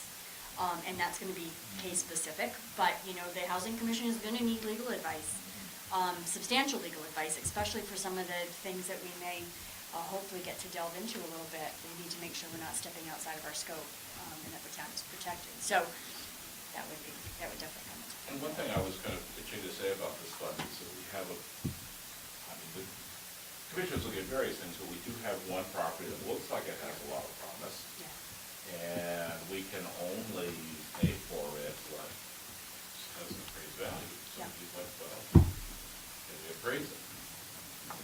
We don't have any money to Yeah, I appraise mean, it. so it's that kind of question, yeah. The one thing I'd just like to say is, I've been to many, many different presentations and speakers, and, the general consensus is, the low-income housing can be built, by the Wyndham and Windsor Housing Trust or somebody like them with a whole lot of subsidy. High-end housing is making money, that's not a problem. But everything in the middle does not pencil out. And the only, we can do all these regulatory things, but that's not going to do everything. And so ultimately, it comes down to some incentives that the town can provide that's going to help anything get off the ground. So whether it's town land you give away for free, whether it's this fund, whether it's whatever, it's really, really imperative that I think towns think about this kind of a thing. So I'm really glad the commission came up with this. Now, it was brought up in one of our meetings that made me feel good. Every Vermont town is going through this issue. And correct me if I'm wrong, Chester having this affordable housing group committee, we're actually a year or two ahead of other towns. Yep. Let's keep the ball rolling, because at some point, if there are funds to be had, we're in a position to get them, rather than let every other town move ahead. So I'm really proud of the fact that we're making it down the road and making headway. So we would appreciate you allowing us to have this fund. I'll take this opportunity to say that I'm impressed that you all have gotten this far in about a year, a little less than a year even. Yep. And, to be coming to us with this level of detail and opportunities, and a path forward is terrific. I thank you all for that work. I'll say thank you on behalf of our committee. I think it's a great idea. Anyone from the committee want to Lauren said she's fine. All the help in the background. It's exciting. I mean, the problem for the whole state has been identified, and now we've taken action. And we've taken action a year ago, which puts us in a good spot. So at this point, you're only asking us to put it on the agenda on the vote for a town meeting to establish this housing trust. And maybe at the same time, even before then, we could maybe start dabbling in some of the ways that it would be financed also, because it's great to have it, but we also, I think, play a big part in deciding how it's financed and where the money comes from to help it also. So that's something to keep in mind and how that would work too. The easy part is establishing this. You guys are doing all the hard work and getting it all outlined and spelled out. And we're going to have to do a little more thinking about the financing. So the voters have to approve the fund. The voters have to approve establishing a reserve Establishing a fund. And then they also, if we're going to, the local option tax. They will have to do that one as well. Other Correct. sources of revenue. Would not necessarily, no. Correct. No. So, a couple of procedural questions. When would we have to have a decision to have this on the ballot? So you set your warning in January, mid-January. That's when the warning gets set. I don't remember the date. So that gives us time to do some other work you all have probably thought about is if the board votes to put this on the ballot, doing some education and Yeah, promotion. that's what we were just, that was kind of our next, yeah. What if- We've been updating this Really flyer. important. Yeah. We're willing to get out in front. We even came up with an idea with things on the green, Yeah. to get the word out, and certainly we have the manpower to do it, so. Yeah, we will, if the board is moving in the direction of, yes, we think, we're pretty confident that we would be willing to put this on the warning. Forget the local options tax discussion right at the moment, just focus on the reserve fund. If you're willing to put that on the ballot, then the Housing Commission will start working on selling it to the community, our presentation for town meeting, but getting ahead of it in a lot of different ways. But we didn't want to put that effort there if the select board is not at a place where it's willing to at least get the fund established. And what you said about the education and the information, that's really important. We have this Oh, discussion absolutely. a lot. To get people involved, to make sure they're up to snuff about what's going on and what's happening, so they can become a part of it, as opposed to, wow, they voted for something you didn't know anything about. But it seems like the consensus is of the four board members that are here, that it is a good idea to get this on the ballot. And Ariana and I had a very long conversation. I mean, her vote doesn't count tonight, but she is in favor of it as well, so. So we could actually make a motion on this tonight. Oh, You could. I'm sorry. Just a quick question for Joe. The rooms and meals, local option, do 1%? Yes. Correct. And do you know what's being collected right now in terms of rooms and meals It's annually not- here? For the dollar amount? Yeah, dollar amount. I'm not too sure. We looked at that, I wanted to say,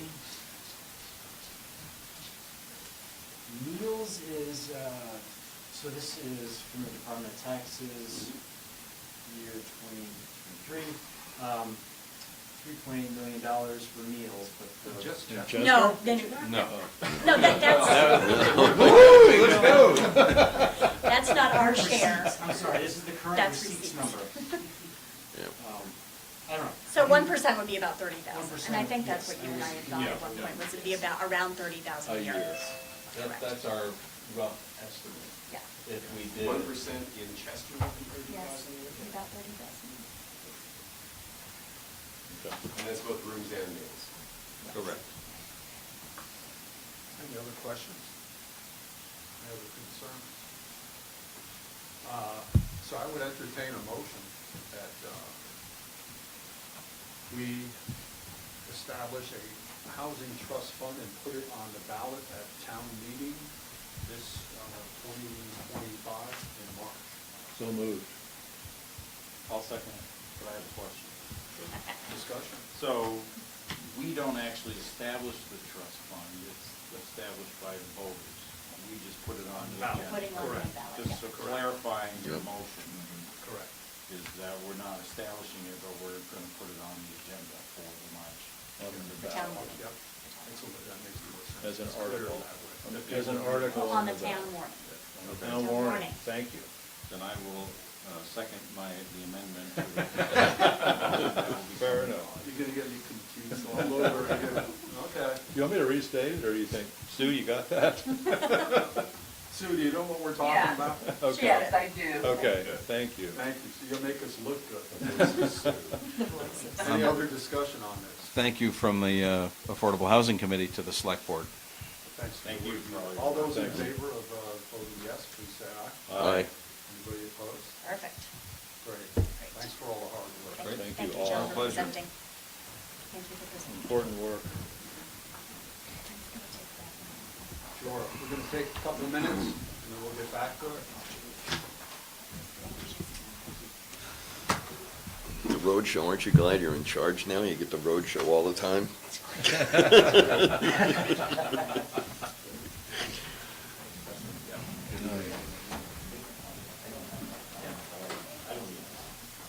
Wait a second.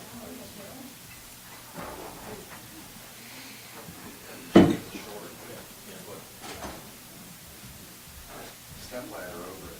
Yeah. Step ladder. There you go. Good night. Thank Good night. you. Yeah, I did that. Thank you, Lauren. Thanks for coming and sitting through all that.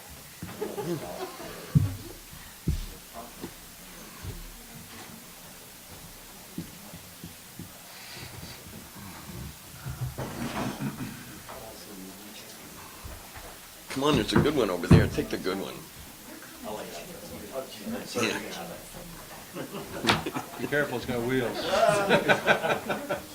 You know, it's the ones that weren't adjusted, so the seat tilts forward. Yeah, those are fine. We've never met. I'm talking. Matt, how are you? Matt, nice to meet you. too.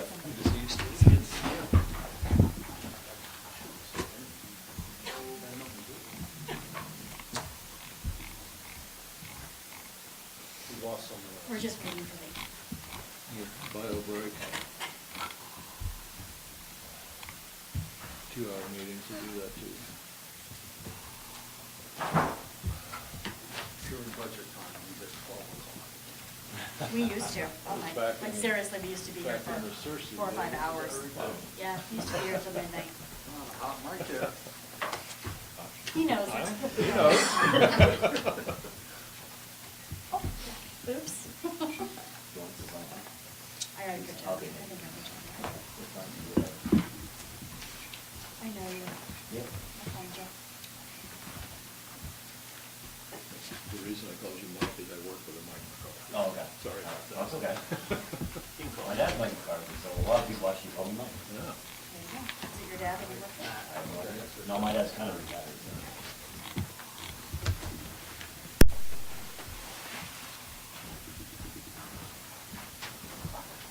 so. Yeah. Next agenda item is a draft budget review for our recreation and our facilities department.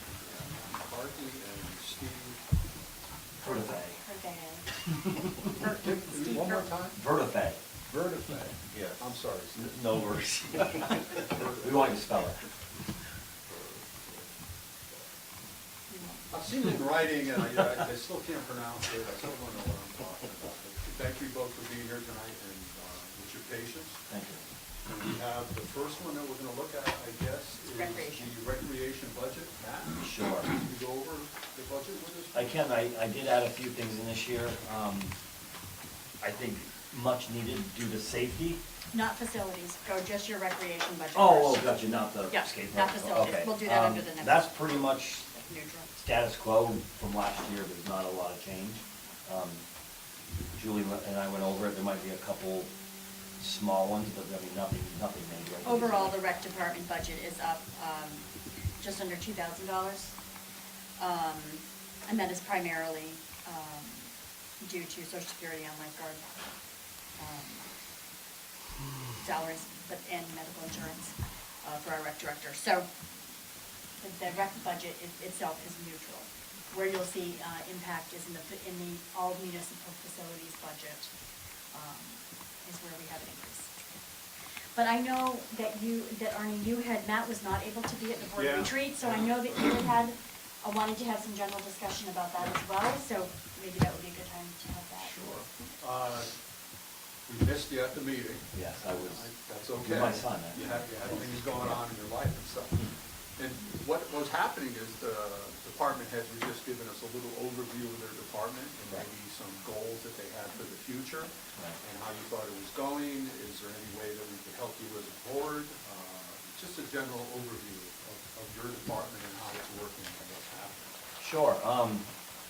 I think the rec department obviously is very important for the town of Chester, and I think a lot of you guys would agree with it. I think, to be honest, it's the size of our town is what we have for rec facilities.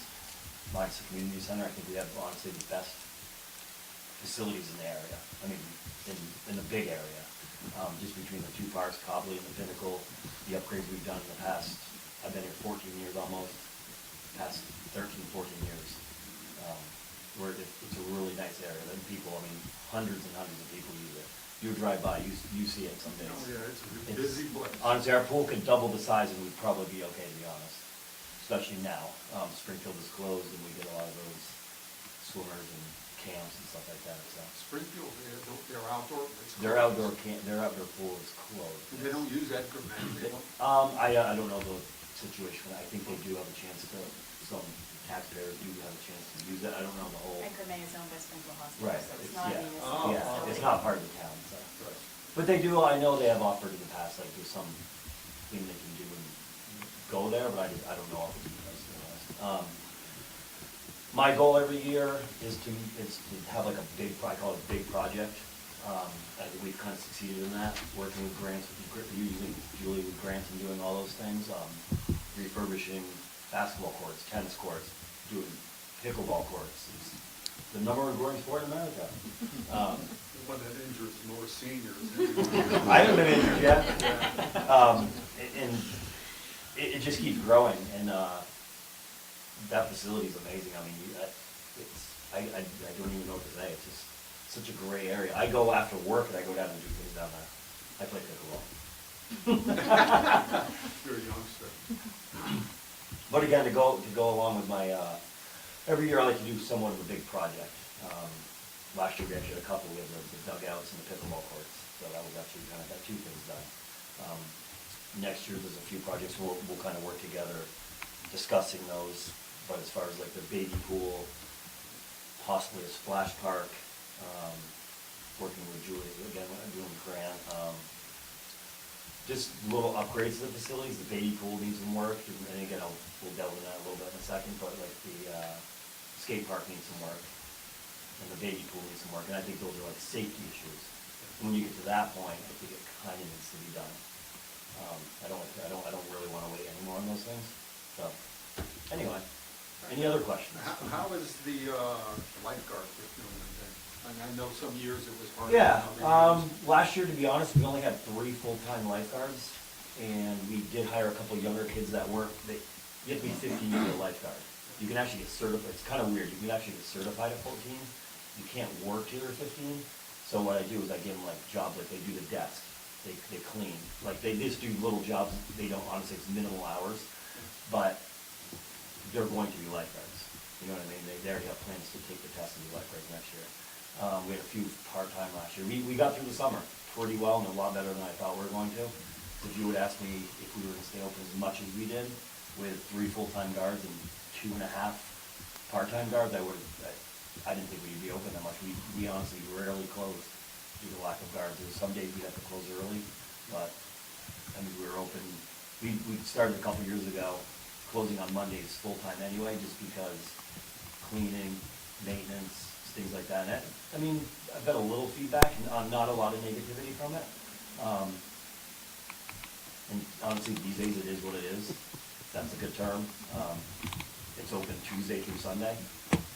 So I think the hours are still they're pretty good. So. Do we do the certification on our own for the lifeguards, or do they have to go somewhere? They have to go somewhere. We actually talked about this yesterday. There is a possibility, and I'm going to look into it, and I have looked into it before. It was, for some reason, it was a lot more expensive to have someone come over here. I don't wanna get into every little Whatever, detail, but yeah. yeah, so Edgar May pay someone to do those things. There's not a ton of people that can do that, so we send our people there. It's, I wanna say between $200 and $300 to get certified to be a lifeguard, and a little less to get recertified. But yeah, that is a possibility to find someone to do that in our pool, because we could do that, and it could save us a little bit of money. How long is the certification? It's like usually a weekend, it's like, No, I mean, how long is the? Oh, 2 years. Okay. Red Cross is 2 years. It's a Saturday, Sunday, like Saturday's more like learning like the Red Cross part of it outside the pool, and then I think there's like 4 to 8 hours inside the pool doing, life-saving technique and stuff like that. Yeah. Any questions from the board? Matt? About the general or about the budget? General? The general discussion over Oh, yeah, either way, either one. You're the general. Actually, Julie's the general. Either one. Well, I appreciate everything about the town rec department. Most of us who have older kids, we raised our kids in the town rec department playing baseball and basketball. Oh, and to go along with that, but my goal also starting, I would say more than a few years ago, was to get more adult activities. And we're kind of going in the right direction between, we have Zumba, I know it's one of our consistent things. We have Zumba up here every Saturday morning. That's Upstairs? most, yeah. The yoga Obviously pickleball, yeah, we've done yoga in the past. We've tried a couple different things, so that's one of those things we try to build on every year. So, and starting last winter, we actually get Green Mountain on Saturday mornings for a couple hours for pickleball. Oh, you get the Yeah. gym? Not the gym, the cafeteria, but we'll take what we can get. Let you in. Yeah. So we get the gym, to be honest, we get the gym for basketball for youth. Yeah. We use that on Saturday Yeah. mornings, pretty much. I always say 8 to noon on Saturday mornings, and while I'm in there doing the rec activities with the youth, Gary King and some other people are in the caf. basketball. Yeah, they're in the cafeteria, and we set up a pickleball court. That's great. Has the Maybe- relationship with the high school as far as the facilities gotten better over the years? Yeah, I think it's Over time? very good, yeah. I mean, I think honestly, I've coached there for years, and I think, Todd's been there now, he's established in there for years now, and we have a really good rapport. I remember there were a few years where it was a little difficult to. Yeah, but the thing is, everybody wants to use the space, it's the only space in town. Is it perfect? I'm not gonna say it's perfect, because in my eyes, I could have a community center, and that place would be open every night, and there would be kids and adults and programs in there every single day. Obviously, that's our short-term, long-term goal, but,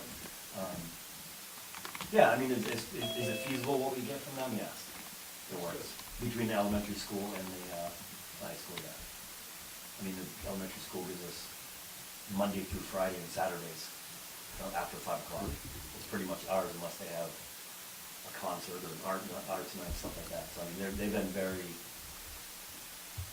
accommodating to the needs of the rec departments. And I think that's huge. It's a rec department that's extremely important, right? I think it's just like the library, it's Right. extremely important also. Right. Different kind of recreation. It's a beautiful budget when you're only just asking for 2%. $50,000. Yeah, I mean, Yeah, but I mean, honestly, I never really go up too much, and like I said, a couple of you guys were here years ago when I started here, my goal is when I have a program, I don't lose money. I mean, yeah, the pool's gonna lose money, but when I do a basketball program or the Yep. baseball league or the soccer and all that stuff, I don't lose money. If I bring in 4,000, I'm only gonna spend 40. I try to stay around that 80% mark. I know it's pennies to well, bigger no, budget, but. well, the that's- biggest decision that we made years ago was to go from trying to find somebody part-time to run a rec department, which never really had any contingency and never rolled over year from year, and there was nothing that, it went full-time, and you've been here for a long time. It really has added up and done wonderful things for the town. Right, thank you. So this is maybe kind of a funny question. What was the windfall with Black Fly Camp where you more than doubled the? Oh, so, do you The guys budget. follow Major League Baseball at all? Sure. Rick Porcello actually did a camp with us this year. And our That was a number- big draw. It was a huge draw. Yeah, and Kagan wanted to come home from college. So, in all honesty, with I'll say the coaches of the clientele we had running the camp, we couldn't just charge like $25. I mean, we had some of the best coaches in the Northeast. We had a pitching coach there that had been offered Division I coaching jobs, and Rick Porcello, an ex-Major League Baseball player, to kind of pay who you have, Justin Blood's the Keene State baseball coach, to pay these people, I can't go charge $25. I mean, you should be happy I made a lot of money, and I didn't spend a lot, so it should be good. Exactly. I think it's But great. anyway, no, but that's, we had to, and I hope to continue this and do it with other sports as well. I think, I mean, you start getting connections and you start building on those connections, you can do these things. And we had kids from, I would say 7 to 8, we had kids from Springfield to Bennington come to the camp. Wow. Boys and girls, we did, it was part softball, part baseball. It was amazing, it was awesome. How'd you get the word out for something like that? Do you draw from such a big area? Letting other coaches know. Yeah, I mean, honestly, I know a lot of people. My kids play sports, and I know people from here to Bennington. And honestly, we get like my Facebook page, it goes on the town website. Word of mouth is huge. When you say a Major League Baseball player is running their camp, it's like wildfire. I shouldn't say that right now, but it really is. Like, you say it to someone in Londonderry, they say it to someone in Manchester, they say it to someone in Arlington, they say it to someone in Bennington. And it just goes, Interesting. yeah. So, anyway. Anybody else, any questions or concerns about the rec department? I guess we'll move on to the facilities. With Steve Vertipe. Do you wanna talk through it, Steve, or? You want me to start with my rec part of it, and then you kind of Yep. put that on, okay? Yep. We work together a lot, obviously, with our rec department, facility repair and stuff. So I was going back to baby pool maintenance and the skate park. And again, it's like the safety issue part of it, where, I mean, it's not, I don't think the number is crazy. To fix the baby pools can be like $5,000. I call it kind of a long-term Band-Aid. It's not, it's not gonna just last a year and you have to do it again. It's gonna last years. That pool's been there for years, and it's honestly, it's usable, but it's also like, it needs work. And if we put this money in, it's gonna last for, I'd give it 8 to 10 more years. Over time, the asphalt shrinks, the cracks just grow and grow. So we patched it a couple of years ago, and then last year. So we're constantly patching the asphalt cracks with everything shrinking over time, just like a regular driveway and in the frost. Yeah, and then, Cracks it. yes, in the skate park, I think he's leading on to the skate park, and same thing, we got the cracks and it keeps kind of going like this, and it's, a year ago, 2 years ago, it was 1 inch wide, now it's 2 inches wide. There's been minimal repair to it. I had a company come in, they're actually Northeast Skate Park, that's what they do, just to kind of refurbish at least the base of it. And again, it's not perfect, but it'll last years and years and years, you know what I mean? It's tough with an asphalt surface on ground in Vermont. Right, with and we've talked about, it's $3,500 for them to come do that, which to me it's a small amount for a safety issue at a skate park. So where's that under recreational facilities expense? Is that what I'm? That's under facility repair, 01-14-58-69. Yeah, There's a note there. it's a pickleball fencing, Oh, yeah. that, in the field work, yep. In the Yeah. baby pool, to go back to the baby pool, that's under pool maintenance. That's just to add some cement. What I was gonna say is your slope. Right, so I met now. with the guy that does it. I got the name from Charlie Record, so it's reputable. They'd actually build up, you have to have so much cement, it's like 3 inches or so to actually stick to the old cement. So we'd actually build up, and we're actually gonna have it more, instead of like a 1 foot drop off in the pool where like little kids fall and they just fall, On their face and drown. Yeah, no, I hope not. But It's always made me it's nervous, actually- you get a little toddler. Yeah.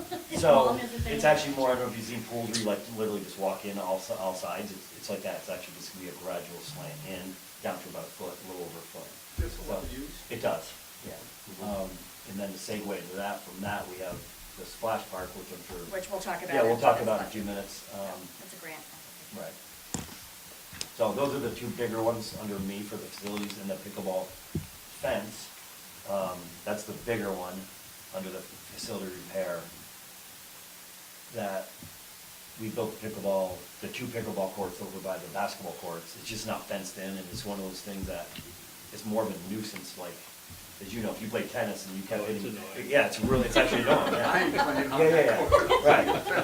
Jason Paul. And then aesthetically looking, it just makes it look much nicer, you know what I mean? It's not, and not saying it's an eyesore, but it's, you fence in a pickleball court, people are playing, it looks a lot nicer, the park looks a lot nicer. How high a fence you got? 4 foot, with 2 gates, yeah.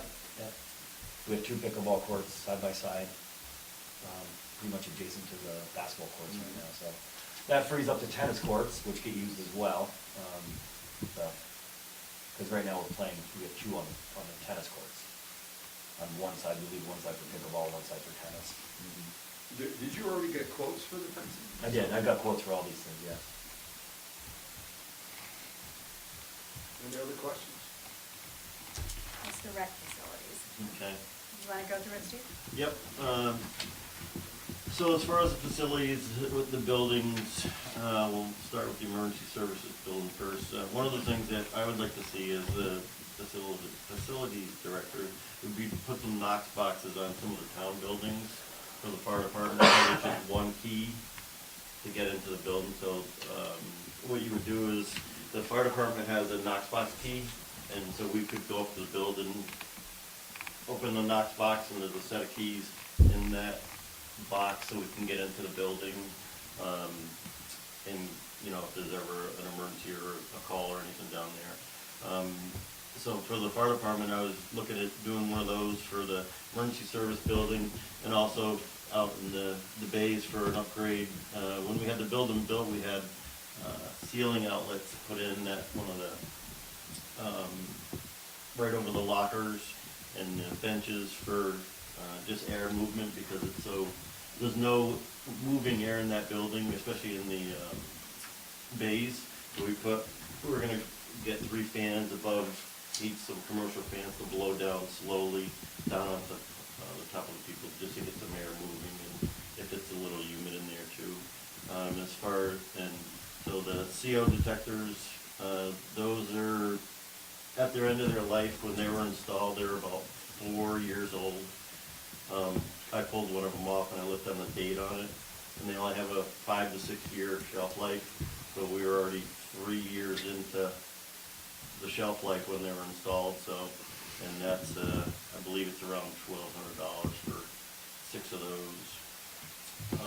And then we're also looking into doing some cabling for EOC Center in the training room, and that we would run all those cables ourselves and have somebody terminate it. If we ever, or not if we ever, when we do the emergency operations center in the training room at the firehouse. EOC means? Yep. Emergency operations center. When there's a disaster, Yep. like a flood, the Yep. training center becomes the emergency, so it becomes the EOC, and we go over there and. Yeah, and the police will be in there, and Yeah. so we have a lot of stuff in the works, and I Yep. believe there's a grant that we're trying to Yep. get for some. Alicia's already gotten some stuff, but Yep. we're looking for some more. Yep. The next thing would be for grounds maintenance would be a snow blower for myself, the rec department, because right now, when it snows, the town still comes down with the pusher and pushes all the snow around, but I usually go around in the morning, shovel around all the walkways, all in front of the doors, PD down the back. And we also would use it on the rec department for snow blowing the ice rink instead of shoveling it. And I probably am gonna, if you approve the snow blower, at the end of all budgets, that 3,000, I'm gonna move from the emergency services facility up to general facilities expense, because it's gonna be for all facilities, not just EMS, so, just so that you're aware of that. So Steve, you spent $8, and now you want 3 orders of magnitude increase. I don't know. What's the landscaping, Steve? That, we've been toying around with different ideas for the edges of the parking lot. When the building was first designed, they had an elaborate landscaping design, which Didn't make the budget. didn't Would be make the about budget. $100,000 to put in, it was and very They never elaborate. make the budget. And we don't have the people to sustain that, because Eddie and the guy that works with them, when they mow, they're on a really steep angle, so we're looking for some low cover along the back sides of the parking lot. Ground cover, Yep, so you don't have to ground mow cover. that Yep, slope. so it's minimal. Just some erosion control Yep. and. Yep. So So that's what we were looking for. Put some native plants in there, who's gonna design that? I would Just talk to assume- Scott. Yes. I'm sure Yep. Scott will just volunteer his time, he usually does. If you would like to help, I would love it. I'd at least like to be in the discussion. Sure, great. Okay. We'll go to the library facility expenses. Same thing, I'd like to put a Knox box on that.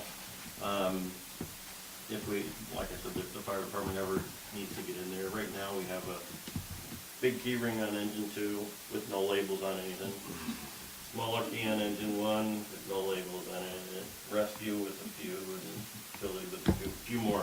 Do we have a Knox box policy, or you guys don't have anything right now? I believe that was, we do not, as a fire department. I know, I No. talked to Julie about I seeing mean, if we could get something through. Yeah, the thought would be that, for ease, for the fire department and Yeah. police, if they needed to gain access. I mean, the other thing, we would put them on municipal buildings first. Yep. I mean, but the other thing that it could be expanded to is if there are commercial properties in town who want to purchase a Knox box, Yeah. they could do that, so if there's ever an issue, fire department can gain access.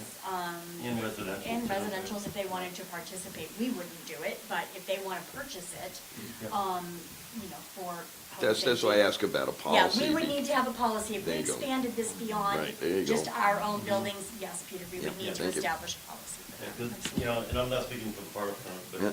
since I am on the fire department, a lot of times they're waiting for key holders Oh, to yeah. get there, and, if it's a real emergency, we're gonna get in regardless. Right. But, Then you have to fix the door. exactly, right, and if we find nothing, so, and it's easier for us, like myself, this is all the keys to all the buildings that I have to get into. I can't imagine having these on the key ring going, yep, no, that's not it. Are those labeled? Huh? Are those labeled? No. I have them in order of how I do my round in the morning. Well, there's a system. Yes, there's a system. Because for $500, I think it's a good idea, even, for residences and businesses. If somebody's an out-of-stater, you're not gonna get a key holder. Sometimes you get a maintenance person or somebody who takes care of the property come down, but they could be 5 minutes, they could be a half hour, and if it's, So what do these things look like? down by, they're just a square steel box that gets attached to the wall, and there's a special key that when you order the Knox boxes, and Scott can give more information on this, you have to give them a certain code, so they have the same key for all the Knox boxes. Oh, okay. Yep.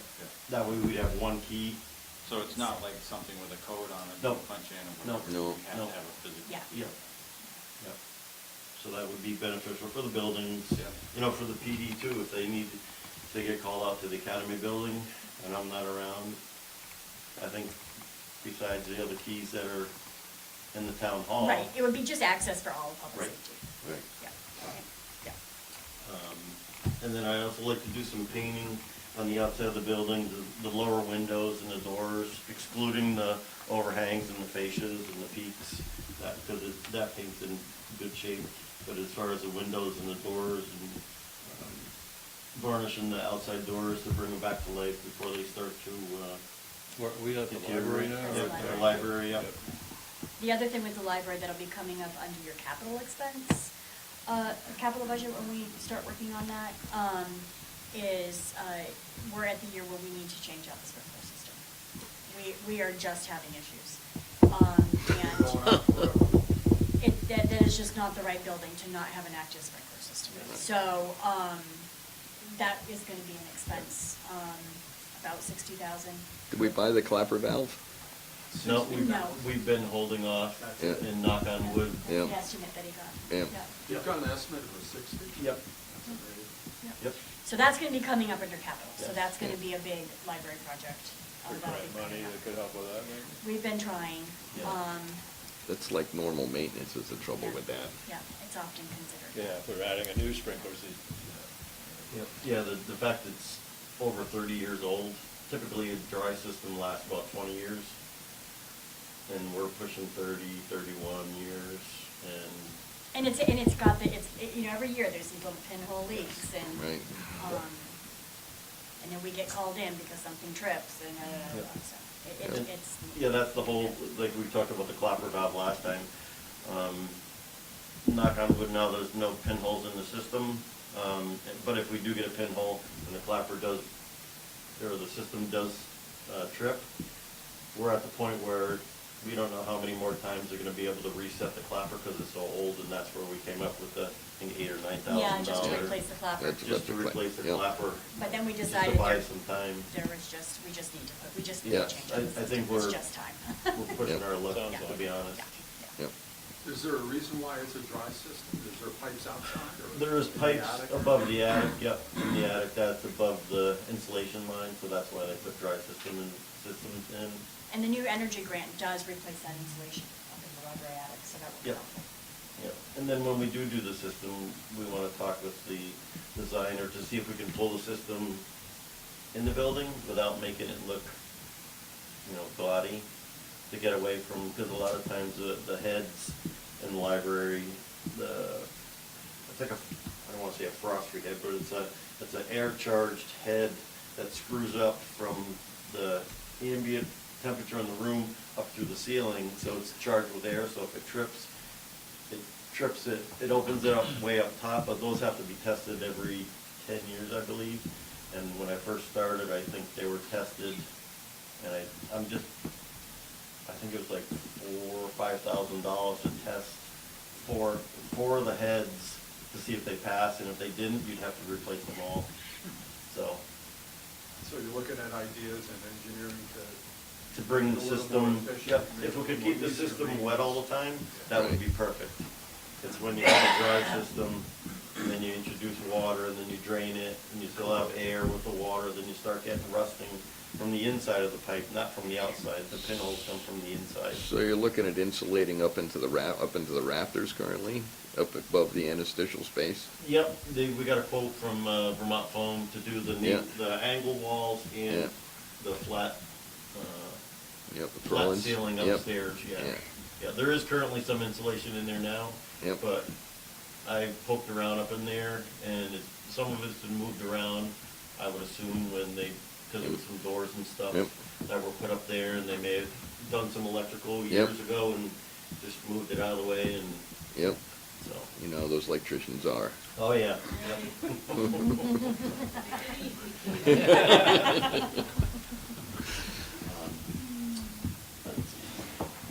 Yeah, and like I said, some painting on the outside to, keep some of the lower windows, they're starting to show wood now, so there'll be, we have a local contractor that we got a bid from to do that. Is there an error in the formulas on there? Oh, no, sorry.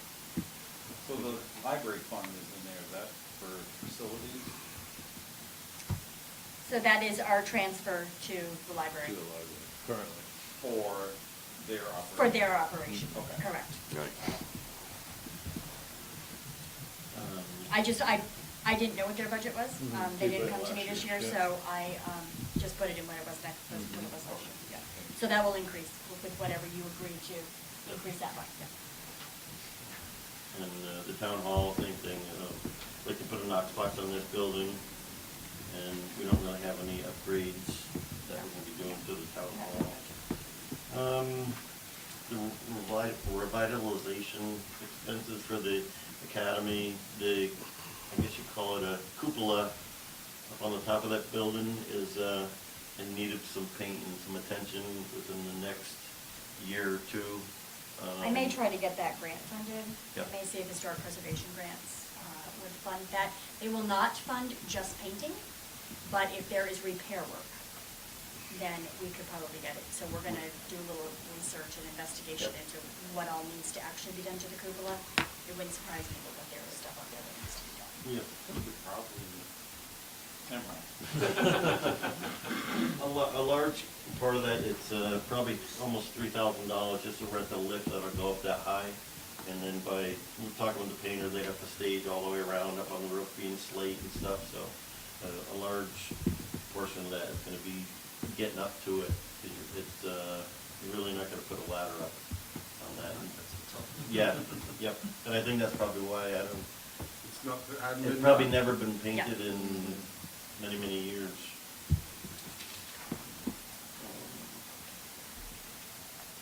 And then more on the Academy building, that dehumidifier we put in there last year, and had the alarms upgraded.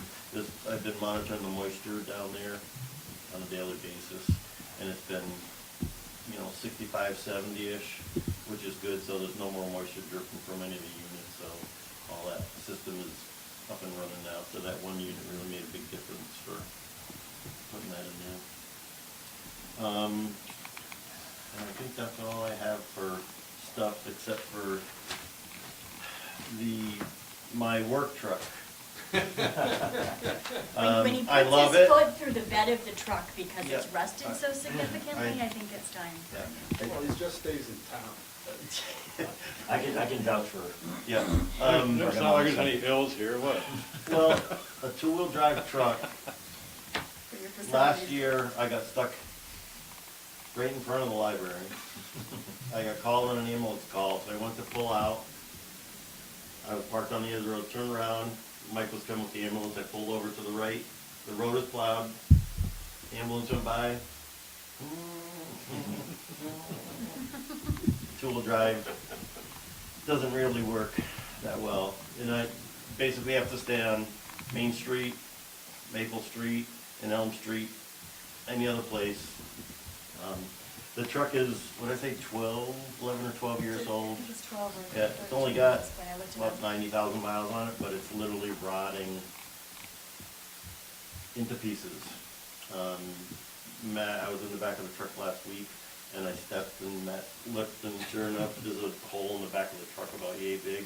And as far as passing the state inspections, Or more. yeah, we pushed it last year.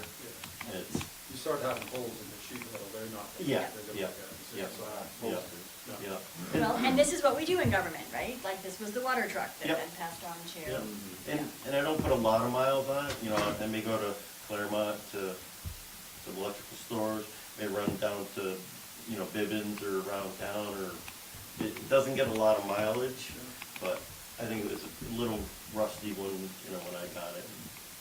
So ignore this 4,000 for possible work on the truck. Well, that's, Well, that's We'll depending take on that your out. answer We'll on the take other. that yeah, out. no, There's some savings. This year I ended up putting a starter in it, but knock on wood, for the most part, it starts and runs, but I So- think it's time to look into. Yeah, so we had talked about not necessarily needing, Steve doesn't feel he needs a brand new truck.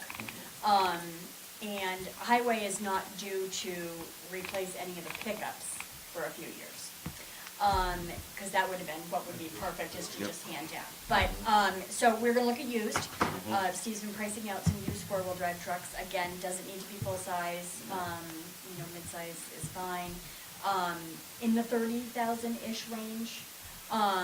So that's what we're finding Yep. anyway. So again, would probably be a capital plan, would come up for discussion with the capital plan. So you're gonna include that in the capital? That'll be plan at included this when you point, review just the so we capital. can have that discussion? Correct, Yeah. yes, we're just kind of giving you a heads Yeah. up on it at this point. Yeah, I did a little bit of research on Carfax, and around 30s around an average vehicle. It'd be nice if we could get a vehicle that was an older gentleman that just drove back and forth, like teasing Yeah. Julie. Dream use. Like a friend of ours, George Machewski. Mischowski, his truck is cleaner than it was when it came off the showroom floor, and it's 4 years old. But Perfect. Is he selling? he already traded it in. So you're looking for something with a plow? Nope, just a four-wheel drive, We smaller. have plenty of trucks with plows Yeah. on them. He doesn't- It would be nice if it had, some work boxes on the side, not necessarily the ones that sit on the top of the body, just kind of like the utility truck. Utility bed. Yes, just, Just like the one I have, yes, Yes. yeah, See but, my truck? but smaller, yeah. because I'm selling it. Oh, really? I need to bring this up, but Well, we just bought another truck, we're expecting a truck to show up in a couple of weeks, so Yeah. that one's gonna go away, either I think we could trade. get this discussion.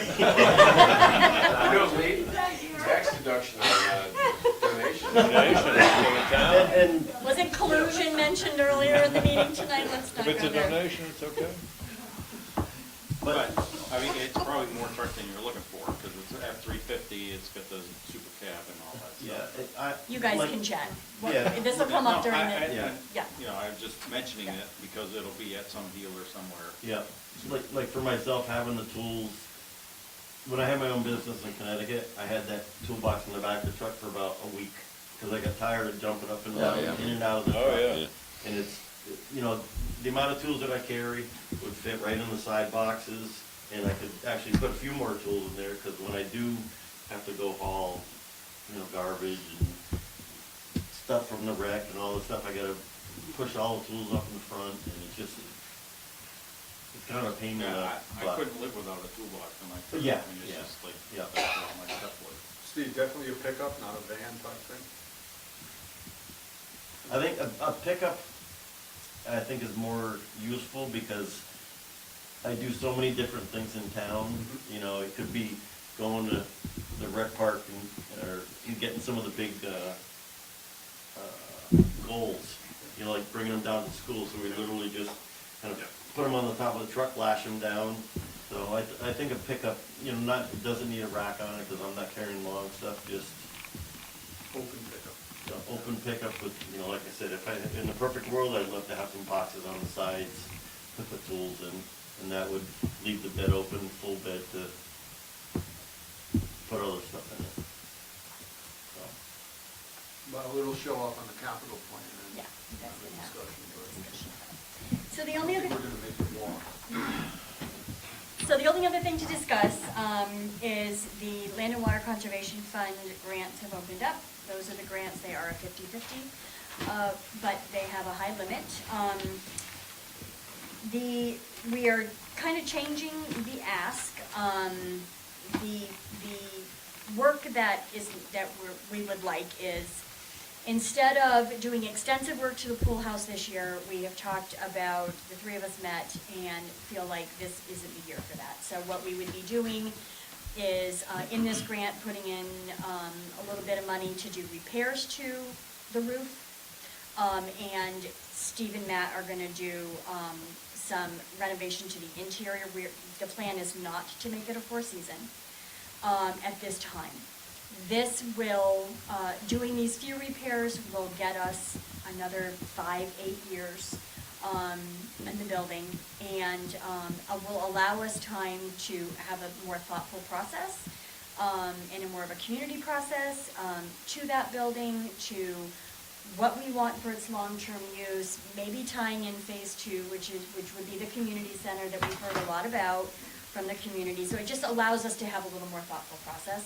I also don't really, we're trying to keep the budget as slim and lean as we can for this year and next year. So that grant is a 50/50 match that would add several $100,000 to the capital plan. We just don't really feel that that's a priority. What we would like to ask for, because we have heard a lot of requests for it, is the splash park for the littlest and youngest of our communities. And there are many municipalities that have installed these. I'll let Matt explain a little more about them.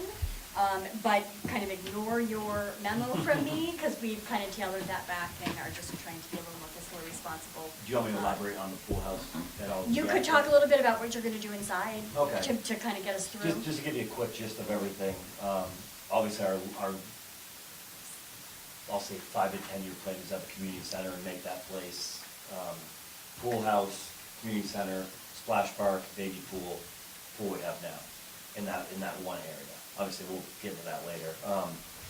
And we'll get into a little bit with the pool house and what Steve and I and Julie talked about yesterday, but under that grant, and under the grant would be the splash park as well as the pool house, if you go together. The repairs to the Right. pool house, yes. So I'll go over the splash park part of it.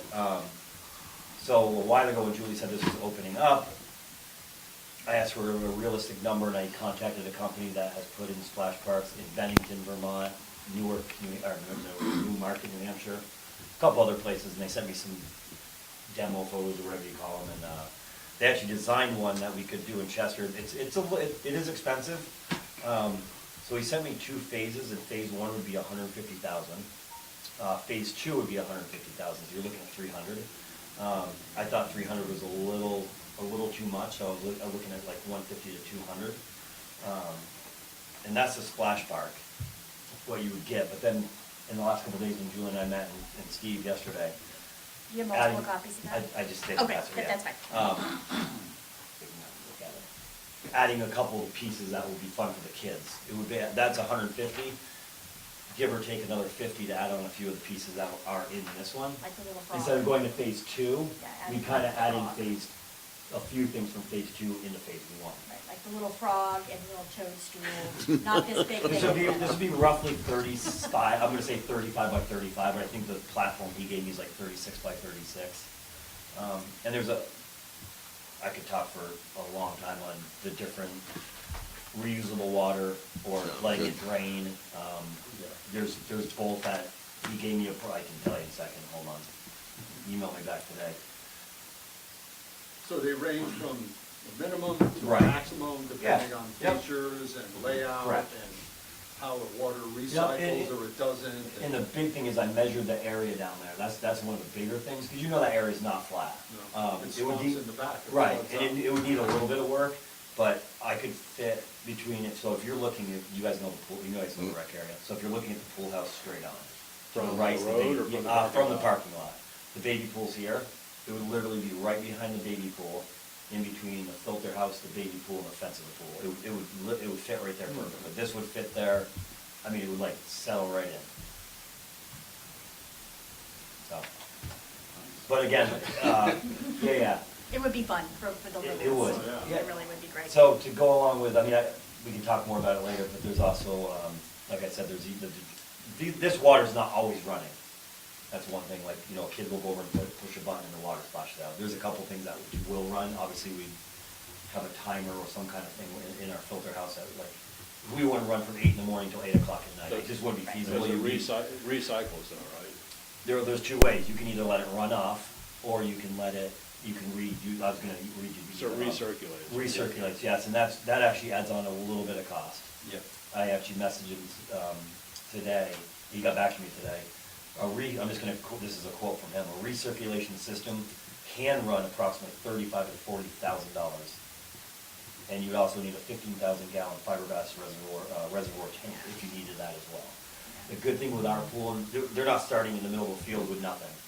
Our pool's there, we have all the water supply there, we have all the filters there. We'd probably save a little bit, but we would need some of that stuff.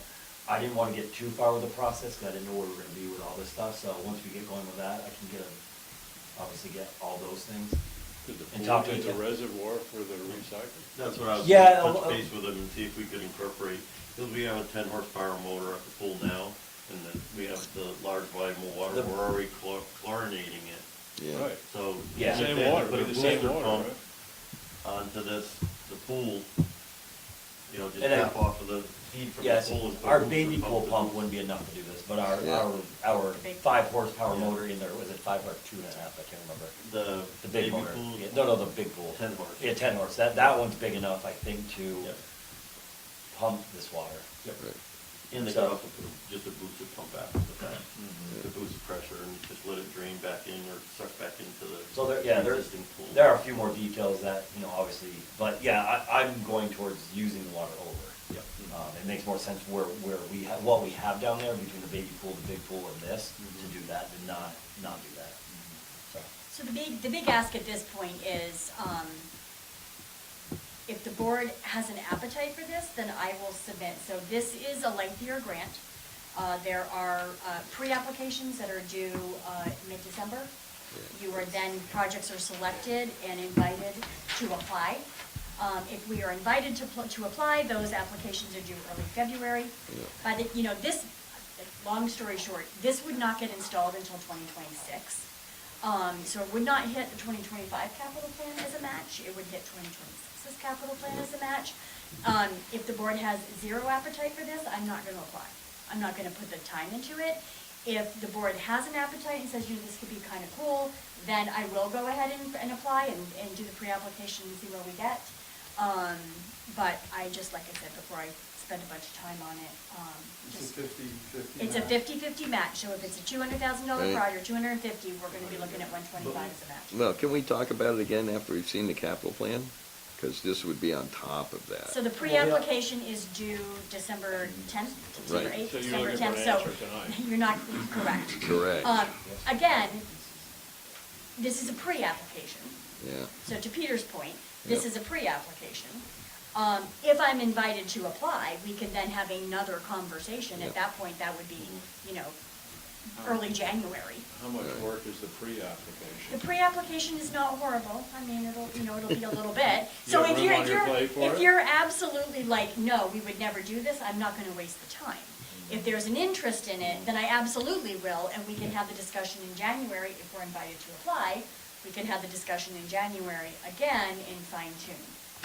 I think it's And worth Just to add on a little bit, Julie talked about it a little bit before. To add on to that grant, we'd also talk about the pool house. Yeah. To get away from the major reconstruction of literally doing everything over. We've talked, again, we had a meeting yesterday, and we Yep. kind of came to the conclusion of probably doing the roof. Steve and I would get a list of interior stuff that we could get done. I mean, he's the brains. I don't know what I am, but. You lost me a little bit. Oh, sorry, Part sorry. of the grant could be used. Yes, for the pool house. Correct. for repairs. For Can we, repairs. can we do the grant just for the pool house repair and the baby pool repair as opposed to adding a whole new feature? Is that? You mean if you didn't, like, don't do the? Yeah. The cost to do it wouldn't be worth your time.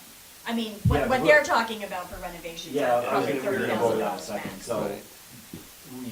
he can talk about it a little bit too, some of the stuff, but we've kind of made smaller our dream of doing the pool house over, Yeah. and we talked and like, really like, that thing's been there 50 years, but it does need a new roof, we got quotes from a couple different companies, and Steve can go over those numbers if you want, but. But we talked about just repairing, which Yeah, was but about $100,000. repairing the roof and going through the interior and just doing some work in the bathrooms, the Right. stalls, like the changing stalls, and that stuff we could honestly do in the spring before the pool opens up. Yeah, it would cost material and our work, our hours, but we can, like, we don't need a carpenter or a construction company to go in there and do a lot of these things.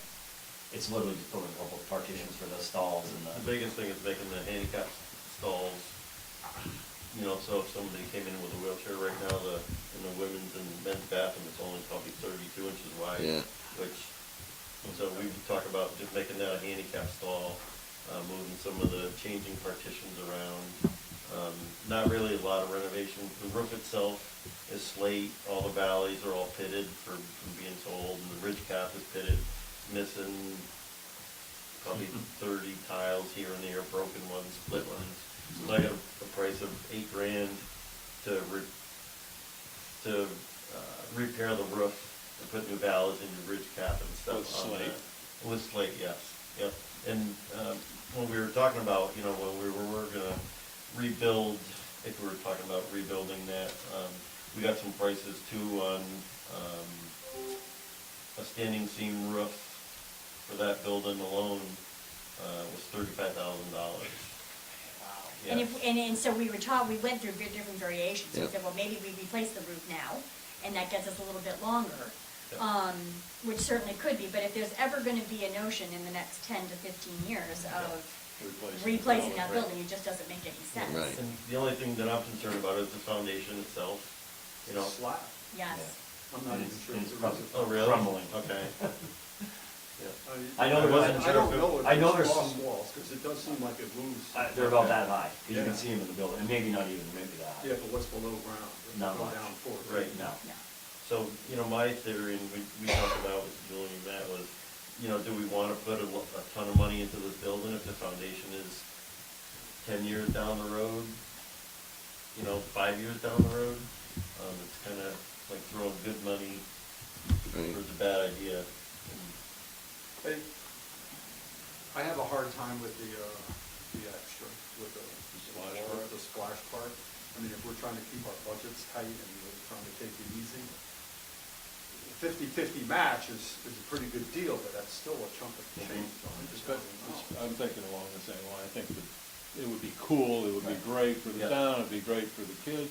But here we're debating $19,000 for a library. And, so. Well, unless, see, because when I looked at it and think of the pool house stuff, I look at if you're really thinking and you got kind of a phase plan, Right. you do a pool house, but it already incorporates, so it just follows into the next building. Right, that's what. That's what we would be doing. Yeah. Except that, You can't do it I with mean, this it's- building. No. No. That's why the No. minimal repairs will get us, you know, Right, whatever, say 8 years. Yep. And then we, Yeah, in 3 or 4 years, we really start thinking about that Just community get center and started. building everything together. That Right. makes sense to me. yes, And it would be very minimal, like I said, we just repair the roof instead of doing standing seam. Yeah. We would do a lot of the stall stuff ourselves, you know? So if Put the- new lockers in there, and that's it, that's pretty much it. So if the board does not want to move forward, or if the majority are saying, no, we don't want to deal with the splash park or move forward in that, the repairs to the roof and the inside is not enough money yeah. to, they- for that grant. Well, it won't And- trigger anyway. And you wouldn't even get the funds till 2026. I would say what you would do then is just add these expenses to the general fund budget. And if we can get, would you say how many years with the repairs, another 5, 8 years? I'd say maybe? that's at Like least. Julie was saying, it'll give us more time to look at the Yes. whole picture. Yeah. I just hate adding another thing that has to be maintained, and Mhm. you're taking into consideration when you're gonna do a bigger project, now this is in the way a little bit. I mean, that's my opinion. Mhm. It's just, it's a tough sell. That's why we're gonna keep it somewhat minimal. I mean, that building standing, it's not, honestly, the worst thing is the roof, and then you can take out part of that roof and it's rotten. So, I'm amazed that it's 35 grand for a standing, I'm just doing my whole house for Yep. less than that. Yeah. And it's a lot. And that was a contractor that, I'm not gonna say who it is, but he's doing some work in town here, came up and gave a price. And Slate was, he was stoned on that. So, but there, I mean, in all honesty, you could go get another quote from Standing Seam, because I Oh, talked to absolutely. someone that I know that does it, and it was 25. Yeah. Right. For the pool. Yes. And it was actually 20, and then they put in a $5,000 buffer, because when you rip that, Yeah, you're gonna have to you replace might be a lot shocked, of you might be wood. redoing It's the rotten, I whole mean, you thing. can see from the inside it's rotten. So maybe that's why So, the price is up there. They're I- assuming they're gonna be redoing Oh, the yeah. sheathing also. Sure. Yeah, that was just, I mean, honestly, we just kinda got one company in there, but I mean, we know enough people, we talked to someone, I sent pictures, and they came out a little lower, but. Do you think the roof It's is, well, expensive see, either way. well, yeah, but when you sit there and say that the roof is rotted, and then you're gonna get another 6 years out of it, I don't wanna say it's like rot, there's a couple soft yeah, spots. yeah, I mean, it's just, Nothing where they can't just put some roof. Cistern it up. and if you do standing seam over, it's never gonna get wet again. Right, And it's that's a true, pool yeah. house, you have to remember, it's not a house. Right, no, You know I what I mean? understand If that. you take, and you replace a few of the boards and you put standing Yep. seam on it, it's never getting wet again. Yep. I mean, it's seasonal use too, and you Yeah. get 3 months. Yeah. Yeah, honestly, June, July, August.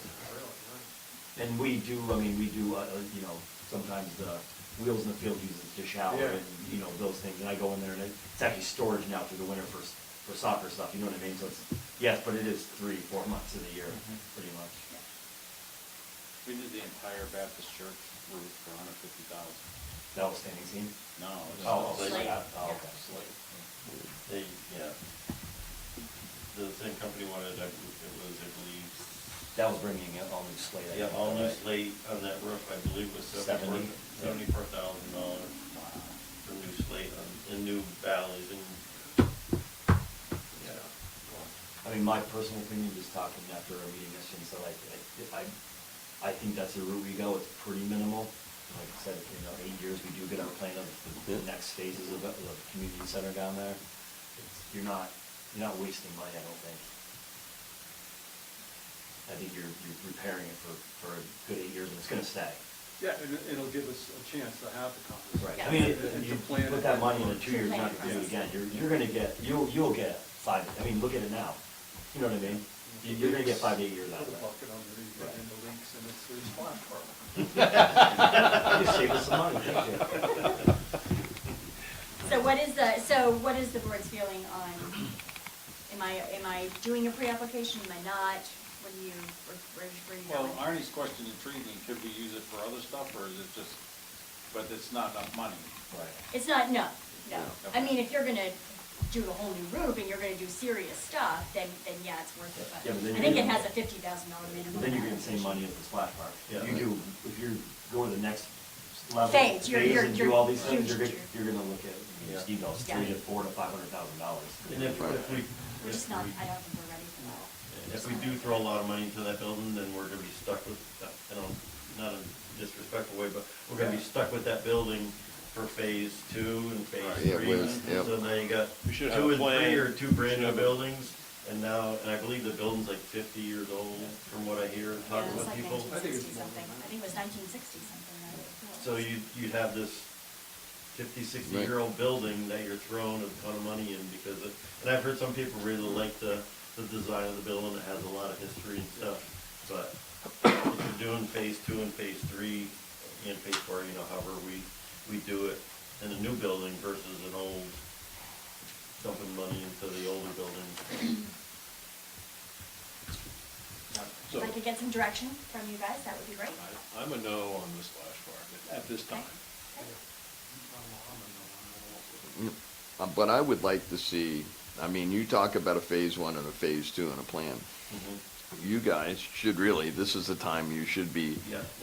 And we're we- already yeah, working well, on we're it. already- That's I have- already well underway. I have drawings. there you go. That's We well underway. realize the limitations of Right. the Oh, building, yeah. and it's- Yep. we're gonna be talking about it again. Well, it's not so much that, it is that, is as you add stuff to it, if you have kind of the master plan. Yeah. we Yeah, can tie it all because together much more because easily. that land is, because of the way it's shaped, is kind of limited in what you can do with it We have a anymore. perfect drawing in my eyes. And it's Yep, actually gonna go, share. it's Come actually on, gonna be a little share. bigger. We're not there Um, yet. Yeah, We're not there where yet, we, but we like, you know, have you, I drew it quickly, you can look at it. It's ugly and coffee stained, but. That's all right, no, that's perfect. Yeah, I mean, that's just a really quick, like, how it would end up looking in, hopefully someday. That's the start. Yeah, and we have better drawings. We do have better drawings. We've been having With no conversations. coffee. With no With coffee. on Everything them. starts I with. A little more professional. Right. Yes, that planning process is underway. But that would be the kind of like, as you see, it's like the compacted area of like, everything's connected, Right. Yeah. which is right there, that's. Yep. You know, you don't, that area is big, but it's not so big when you start spacing things out, it actually gets crowded really quickly. It does, yeah, that was, Yeah. It turns into Yeah. a lake. And if you notice the electrical panel wide off the building, we purposely did that Yep. for expansion, so Yep.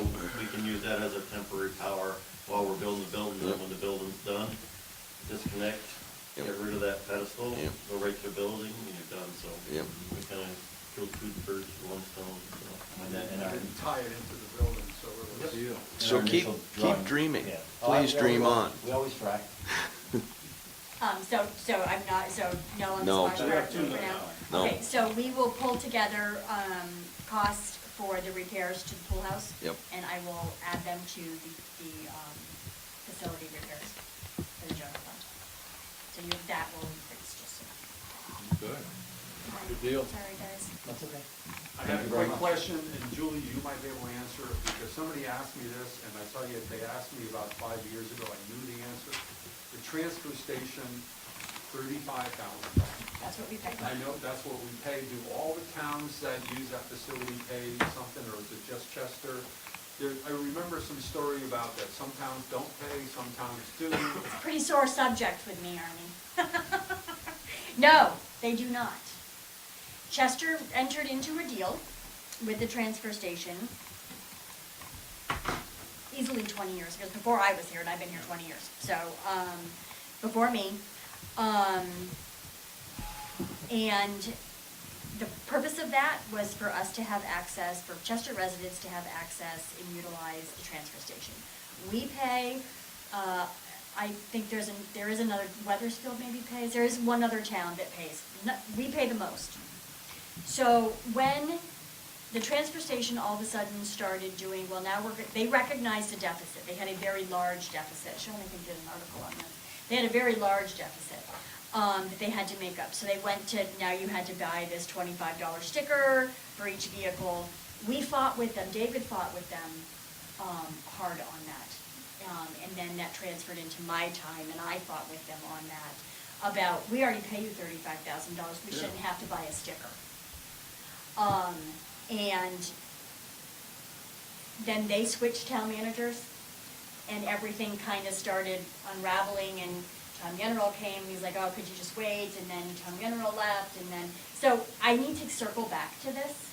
I do know that Jeff Movis is leaving, probably next year, but it is a conversation we need to have, because while they are not increasing that 35,000, they are increasing their stickers. And Chester residents pay the exact same amount for their sticker as any other town pays for their sticker. And we pay $35,000 a year. And what happens if we don't pay that? Well, The Chester residents can't that's, access the... I don't know how they would know. If you're a Chester resident accessing, you wouldn't. And that was part of my whole beef. You could have somebody from Montpelier coming down and using your transfer station. Why does Chester have to pay $35,000 when anybody can walk in here and buy a sticker? You could be from Connecticut So you can go and to walk into Springfield and Town buy one, Hall too. and buy a sticker. You can go to Springfield Town Hall and buy, there's all kinds of places. There's no residency requirement, anything. So No. Lee's got my wheels turning here. What happens if, are we contractually obligated to pay 35? There is a written agreement now. Is that written agreement still binding? I have not had a legal analysis. That agreement was written long before I was. Because you could certainly get him to the table if he said, you know, we're not right. Absolutely. I think that in this coming year, there needs to be start having some serious conversations, and I think it's gonna be select board to select board, is where I think it's probably gonna like. But isn't it it's not even a select board, it's a different group that runs the solid waste thing? Oh, yeah, it is. It's a solid waste Yeah. district. It would be Right. within that, yeah. Wait, you No, have to this is talk on to my- Derek, he's our solid waste representative. Yep.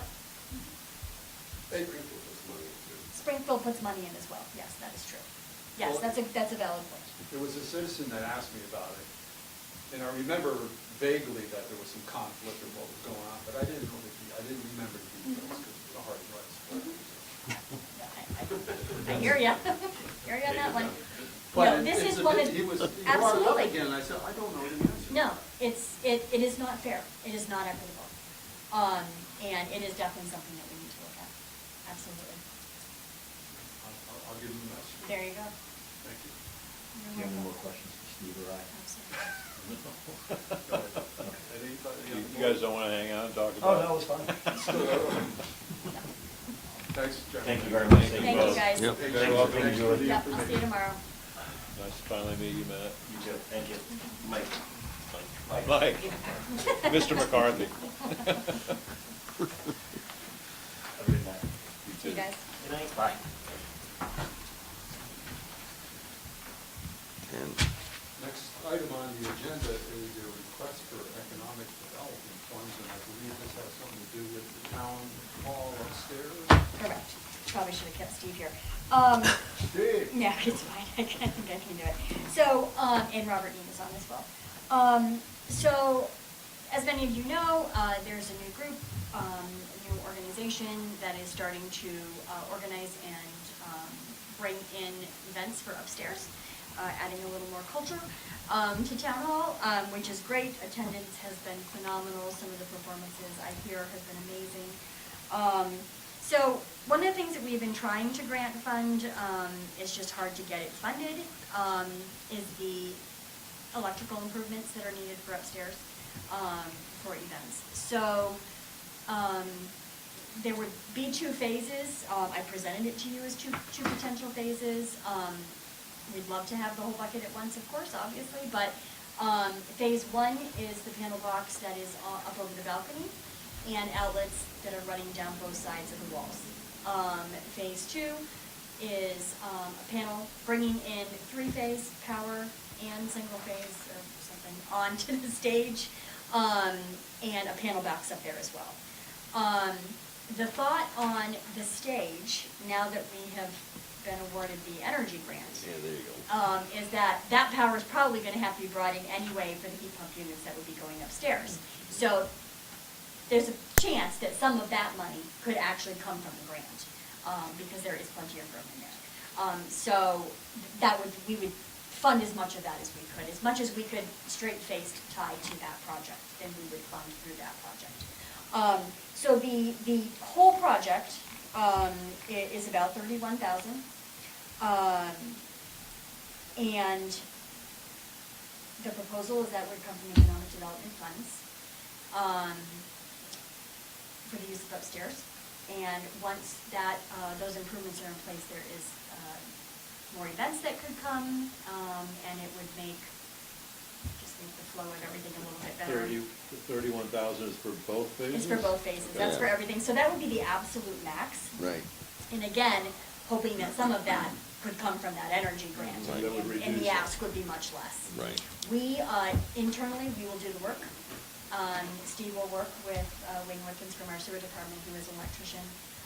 They will do the work together, so the work will be done in-house, which is saving, obviously, significant amounts of money. That's why the number is what it is. That's why the number is low. Yeah. I'd say that's pretty amazing. to Yeah, me, that's especially why if we you would talk do the about work. The three-phase power. Yeah. Big deal. Yeah. So, I'll ask you this question if you don't know, but why three-phase for heat pump? Because it seems like if you're buying a three-phase power heat pump, it's gonna be more expensive than a split. The three-phase isn't necessary, so the three-phase is being brought in more for the, heat pumps aside, the three-phase is being brought in for the stage What- and for the performers. What would be the draw there? Is it Robert, Robert, lights, do or- you have, can you add to that conversation? It's a lot of power. Thanks, Julie, and I think you described it perfectly. The electrical improvements would support lighting systems and sound systems permanently installed on the stage area, and they do draw an awful lot. So I think that was the theory behind it. I'm curious, I understand the theory behind it, but three-phase power is pretty serious stuff. And maybe that is common for Do we have three-phase in the building now? Wouldn't think so. Yeah, yeah, that's the problem. I don't think we might. No, I think it's bringing it in. And Steve also talked about if that three-phase is up there, then it can run down through, it can work in our panel box for any generator stuff that we're doing for town hall. I mean, it would have a multiple purpose. So Green Mountain Power is gonna charge us to feed three-phase into the building as well, which will be a transformer. I believe that that is all built in. This is a final. There's three-phase running right by, so. But you got the right transformer. Right. No. And three transformers. Yeah. I mean, we're not second guessing Steve, and this may be an opportunity for him to come in and just explain it. But Yeah. I'm not seeing, I mean, it depends on whether it's 208, 277, or 480. Right. What you're gonna get, and whenever you buy a piece of equipment that runs on 480, it's very expensive. And unless you're, trying to power a 50-horse motor or something, or whatever. Yeah, it doesn't make any sense, right? I texted him. I don't know if he'll respond, but I'll ask. Is that lighting getting more efficient? No, not necessarily with three-phase. No, but his point, I think, is that we Why will does it need need a three-phase? huge amount of power, from a sound production standpoint, yeah. that might- AC/DC comes in with their power, Well, and the this- speaker wall. This is also a conversation that Ariana would have a significant amount of There you go, contribution yeah. into. So maybe we kick this to the next meeting. Yep. And ask Steve. And we'll ask Steve, we'll get some answers on the three-phase, why we need that, and then Ariana will hopefully be here, because she has been heavily involved in this Yep. conversation in the details of upstairs. Because the other thing that I am happens. not competent to answer. Well, the thing that happens with three-phase is suddenly you're on a demand meter. That's right. So a demand meter means you have to pay for what your peak usage, To start That up. sets the rate. Yeah. that sets the, Yeah. that you pay that rate, For that so. peak draw. You spike it and then that's what You you own start it. with.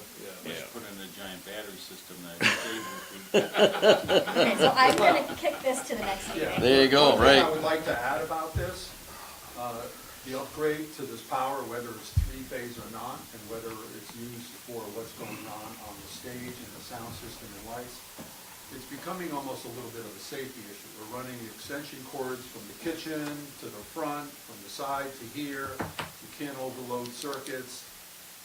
We've gone through all the work Right. and trouble of upgrading the town hall, remodeling it, putting it all together and stuff. And I think it's becoming almost a little bit of a safety thing also. to And run I'm a wondering, path for do we shows need that an are happening. engineer to tell us Well, exactly what we need? I would just, Well, yeah. can we just, let's just do phase one, right?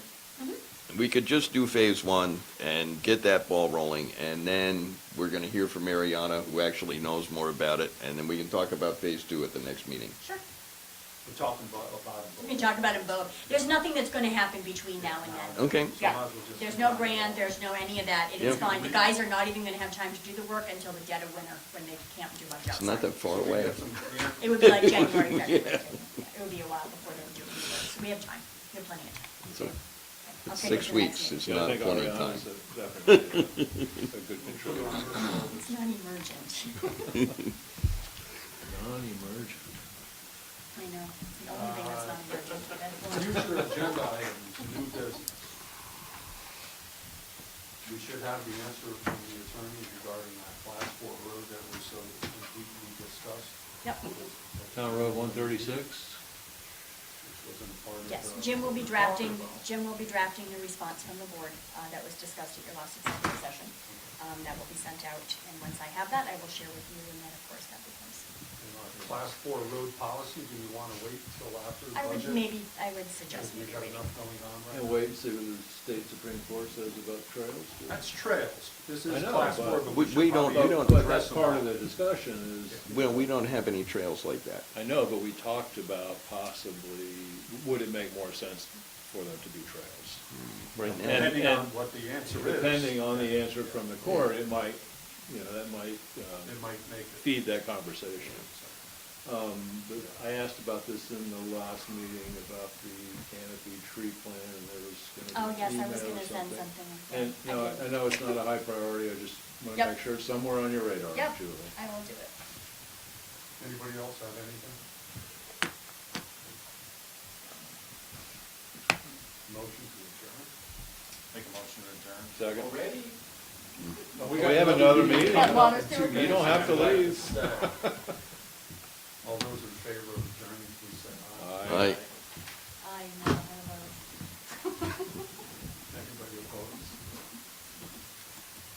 We'll go right into our water sewer commissioners meeting. You folks, welcome to hang, or you can leave. Good night.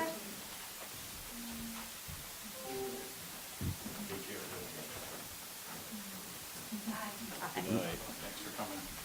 Thank you.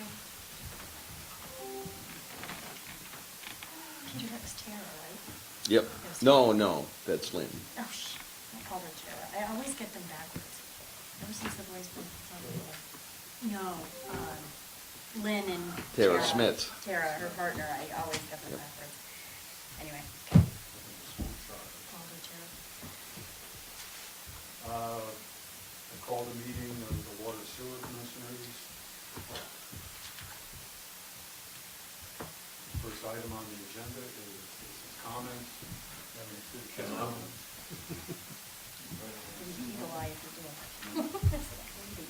And a water meter request. There was a glitch. So, yeah, the quote that was received, for the meters did not include the registers. So can you explain exactly what the register is? Is that the part that reports back? Yes, Top part, right? yes, that's the part that actually reads. So sorry, go ahead. So what that is for is the antennas. The 100,000 that you approved before are the antenna that can connect to the registers that we already have. Right. Okay. That's the 100,000 that you actually approved. If you want to change out the actual registers, that's basically another $48,000. If you want to do it on all 600 of the meters that we have. I thought we talked about big registers. That's what I thought too. I We was did. pretty sure that We this did. was all included. And we did. And we went back and we re-listened to the meeting. Jeff and I spoke with the salesman. He feels that he was very clear that it was an additional price. Unfortunately, I'll leave that alone. At the end of the day, I've had many conversations with the company. If we want to add the registers, it is another $48,000. We can do this project without them. but it's not as clean and as neat of a project, because then all of the wires have to be Which is exactly what we spliced. talked about in the meeting, that he was there for. Sorry, I don't mean, you've already, your ire has already been raised on this, mine's just now being raised. So what are our options? You can do the registers or not. Can we go with another company? Can they give us a break since they, Well, we've had that conversation. I do think that the 48,000 is at a break. we thought they were included too? And the other thing that it did not include is the large meters. That's what which- this piece of paper is? Correct, that's Yeah, the that's the styles. other one. Well, it's 17,000, but it's written in pencil, it's 8,700. Correct, which is what's in your memo, is just the 8700. Okay. Because we had them quote out all of the big meters, just because I wanted to know everything in one. We don't need to replace them all. The big Several meters of are those like the big, several of commercial those users. big meters are, they're only, 4 or 5 years old. There's no point in replacing those. So there's only 4 that really should be replaced. Do they have So that's at registers included? 8,700, yes, they do. Yes, Tim, they do. Just checking. I know, and I understand. They're like blood To your this point time. about getting another quote, we certainly could. I mean, to me, this is like bait and switch. Yeah, It really, it sounds like it. I understand that, there was a lot of thought and work and, back and forth between our water department and this vendor, but I also am highly. Suspicious. No, I'm highly, against paying this extortion is what I'm looking at. I think that we need to go to another vendor Okay. and ask them. Okay. Yeah, I don't wanna make more work from you, but to send a message to these guys. Absolutely. I don't think that we should, in any way, shape, or form, say, oh yeah, we'll pay you another $48,000 because we're stupid and we didn't understand what you said. Which, there's 4 people that were at that, well, 5 at that meeting, and we all came to the same conclusion. As did Jeff. Here's And I'm the pretty Jeff. sure we asked the question, does this include everything? And the answer was yes. Oh, yeah, he was very much, yeah, you don't have to do anything. Yeah, No, these are because plug we and were- play. We were reusing the base, the Right. bottom, the brass, Right, these, right. and it was Everything new else head. up was new. That's the impression. Yeah. Yep. And when you went back and you watched the recording of the meeting? and- We did go back and watch the recording of the meeting. I feel that it was very clear. I talked to the salesman, and then I talked to the guy who actually quotes. This is the other thing that's going on with them. You've got the salesman that came here, and then you've got somebody else Who gives them the numbers? that's giving the numbers. And the sheet that they gave us, this spreadsheet, is an Excel spreadsheet. And when they had 600 in under antenna and a 1 under register, what they did not share with us is that we can then put in any number we want and that would give us our quote. Well, nobody ever told me that. Nobody ever told Jeff that. And I said, why would you quote me 600 antennas and not just put 600 in the registers? Yeah. Why would I buy fewer registers than Right. antennas? Sounds like a sales tactic. That makes no sense. Right. That's ridiculous. So you have multiple people who clearly don't communicate. I think there's definitely CYA going Or on, maybe they do. or maybe they do. Maybe they do. I yeah. don't know. We've dealt with Styles for years. We've never had issues. But, new people come in and things change. So So we Anyway. get one register with our $100. we get And if you wanna you get get more, you 600 can order antennas more. in one register. And that was discussed. I mean, we It was talked, clear. we did, Yeah. Yes, at we length. get to keep the bottom part and all new top part. Yeah. That's all you gotta do. Are they the only vendor that will fit the registers we have? That I don't know. But let me just check with Jeff. Let's have Yeah, some let's find conversation out around before it. we get crazy, if That's we're exactly stuck right. with them. I would think they would all make it because I think it's Badger, which is a real common brand that's on there already. I hope. I hope so too, but you're right. It could be that, there's only 2 brands that fit it. Right. but it's a standard, it's a popular, Yeah. it's in the industry for. Right. I mean, the other thing I can do, and I haven't yet, because I wanted to bring it to you guys first, is, find that video clip again and send it to the boss.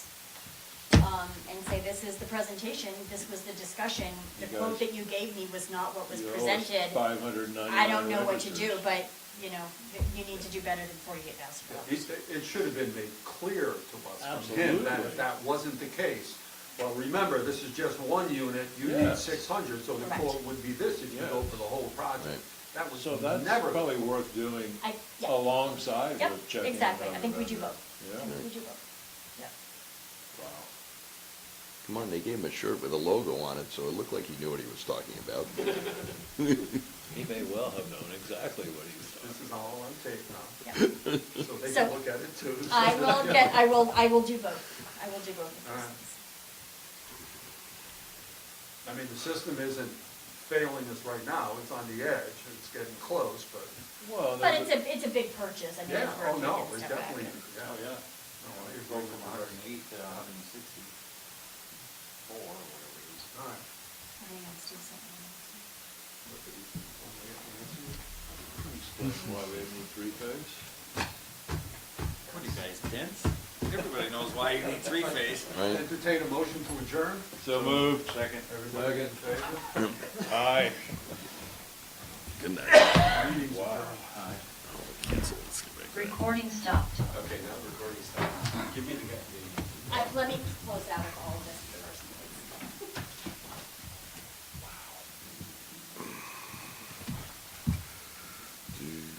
Yes? Well, when, give me the person's name that you're talking to, and when I read the story, I'll call them and ask them for comment. Thank you, that's very generous of you. Well, you gotta get both sides of the